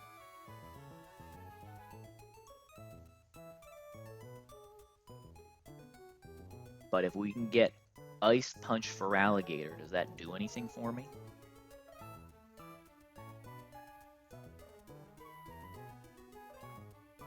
Notice that nothing in my box seems to have a one-shot on this guy.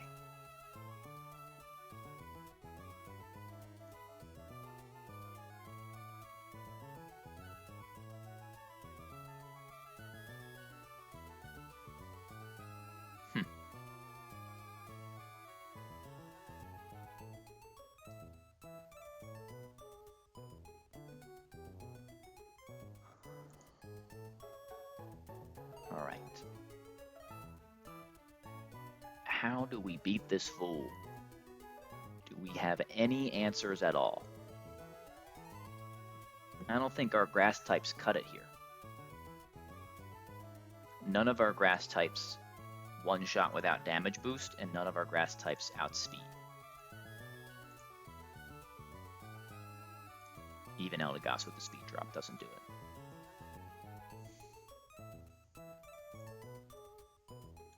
Breloom could sacrifice itself for like a Scarf Worry Seed. That's pretty ass. How about Flame Orb Milotic on Ice Punch? Yeah, then he can set up, right?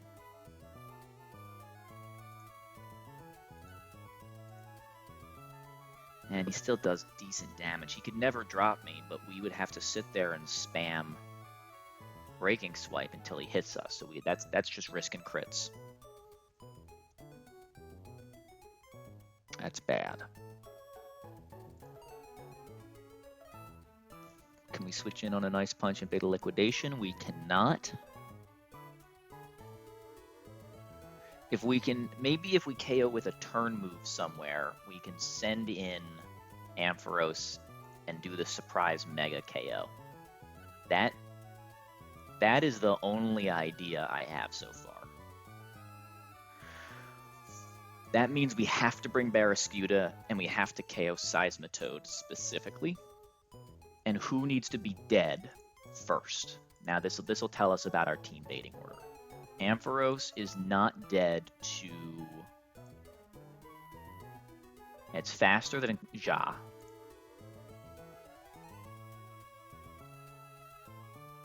So... Actually, this isn't bad at all. So we could, if we lead something, we can't get a lead with U-turn, but if we can KO Seismitoad at any point in the fight with a turn move, that will let us do Mega Ampharos as the only answer to this thing. That means no Beedrill. And then what would it bait? Off of non-crit, we would bait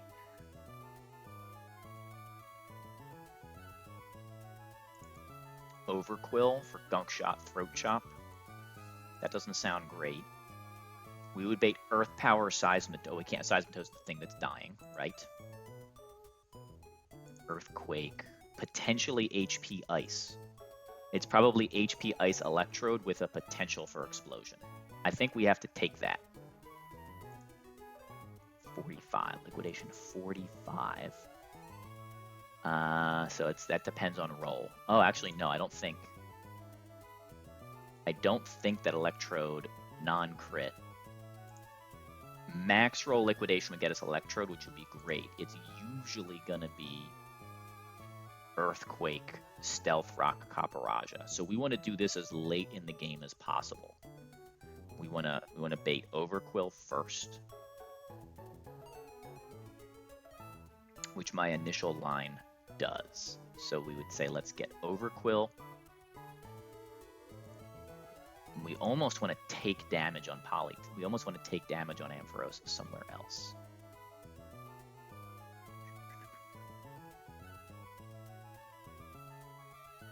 Oh, but we don't want a Mega, right?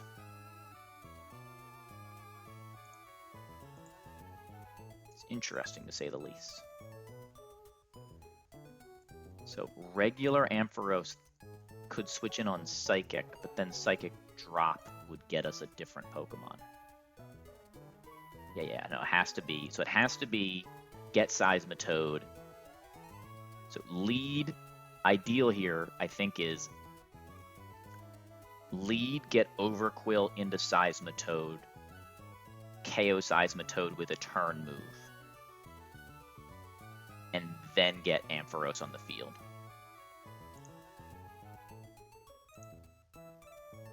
Alright, it's like sort of progress. What's my lead that gets Overquill? It's Choice Scarf, Electrode. So if we're trying to go this way, we're definitely bringing Electrode, we're definitely bringing Skeezy. Okay. So we do the lead, we do the Eldegoss thing, Eldegoss clutches up, we KO, we get Earth Power Seismitoad. Now we need something that takes it almost down to Sash.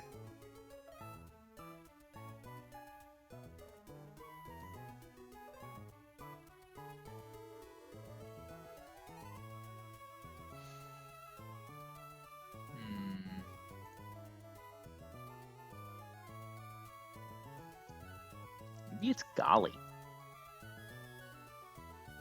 So we go We go Galissapod on the Earth Power.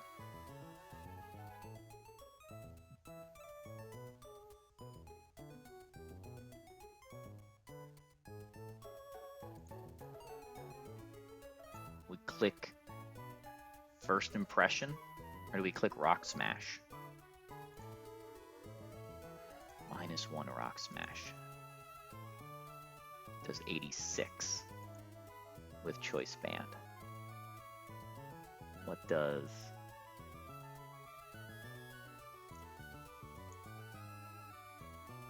Rock Smash? Does 16. No, it does 16 into -1. Rock Smash does 11, so I wouldn't be able to be Cherry. I'd have to be Damage Boost, like Black Belt. 13. Let's add those together. We can also level up Golly if we need to. 42 plus 183. No, 42 plus 274. That's exactly enough. Okay. And if we level up Golly and don't do damage boost, is that the same deal? Because I would like to not have dead spot risk here, or at least I'd like to have 2 shots at it.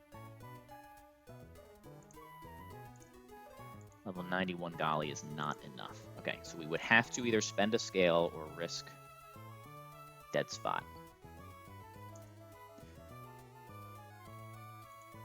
I can live with that.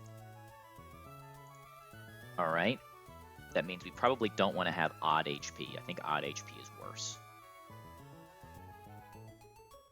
So we'll go level 90 to have an even HP.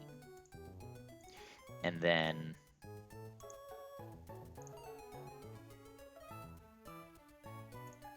so we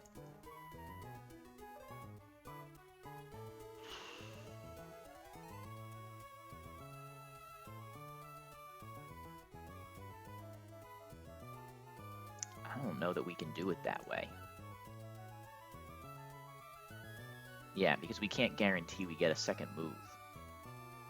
So we would have to, like, Silver Powder First Impression. Silver Powder First Impression does it. So we switch in, we First Impression. We eventually get switched out.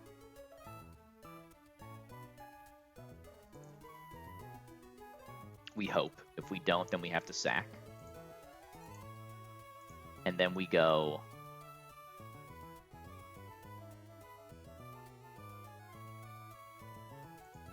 to base form Ampharos. No, sorry, we go to Barraskewda. We KO with Flip Turn. Flip Turn plus First Impression is enough. We go to base Ampharos. Ampharos megas into Liquidation. Drop isn't impossible, crit isn't. We Thunderbolt, we KO, and then we get either HP Ice Electrode, but usually we get Ja.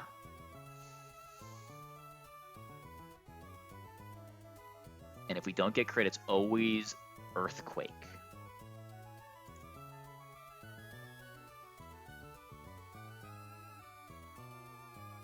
I don't think I have anything on the team that takes the Earthquake.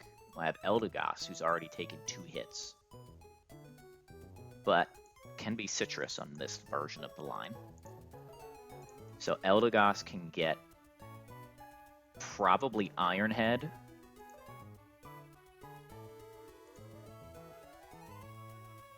We have to hit a range with Drill.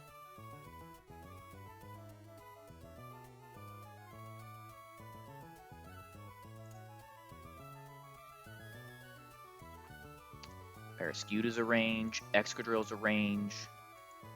It's the range. 1 roll, man. Yeah, it's Bethany time. We've got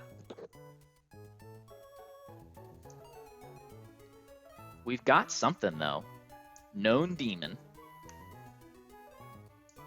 I won't get to do it because the boys just woke up. But here's the thing. We found one singular answer to the Feraligatr in our box.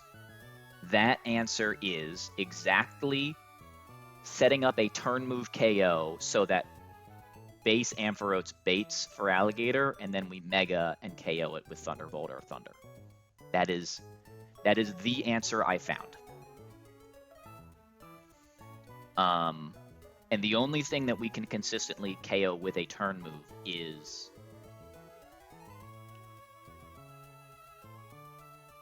Brain, is Focus Sash, Swift Swim, Seismitoad. So with that as the kind of base idea, I want to bait this in the following order. I want to, I did the classic forget about Politoed existing. So I'll have to look at it.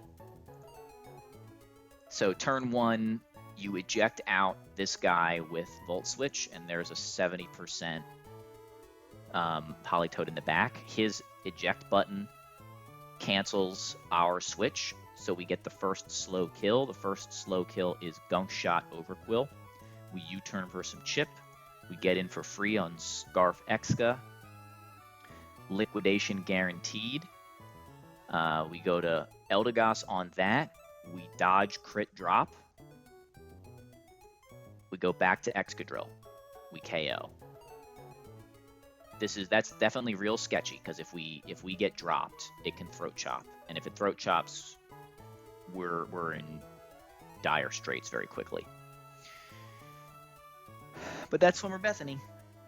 We assume that works out. We get Weather Ball, Earth Power, Seismitoad. In fact, that's true as long as we don't get Throat Chop. We have to get Liquidation dropped in the Throat Chop crit specifically. So this is still fairly okay. It dealt 2 problems, not 1. You go back to Goss, get a speed drop, and then... I'm sorry. You don't get a speed drop. We go to Golisopod. We Silver Powder First Impression for 45%, and then we just sit there until we get ejected out. And we pray and we hope that we don't get screwed by the ranges, because we can absolutely get dead spotted. Assuming we don't, we eject into Barraskewda. We U-turn KO, flip turn KO this thing with... Oh, I have 3 choice items. All right, my line sucks. Never mind. I gotta go feed some children and find a better way through, because this is ass. Total ass. Yeah, I just don't think I have good enough versions of these Pokemon to make this line work. All right. Later, Nick. Thanks for hanging around. Let's see if there's somebody to raid into, huh? Not much, just... We'll raid Squirk.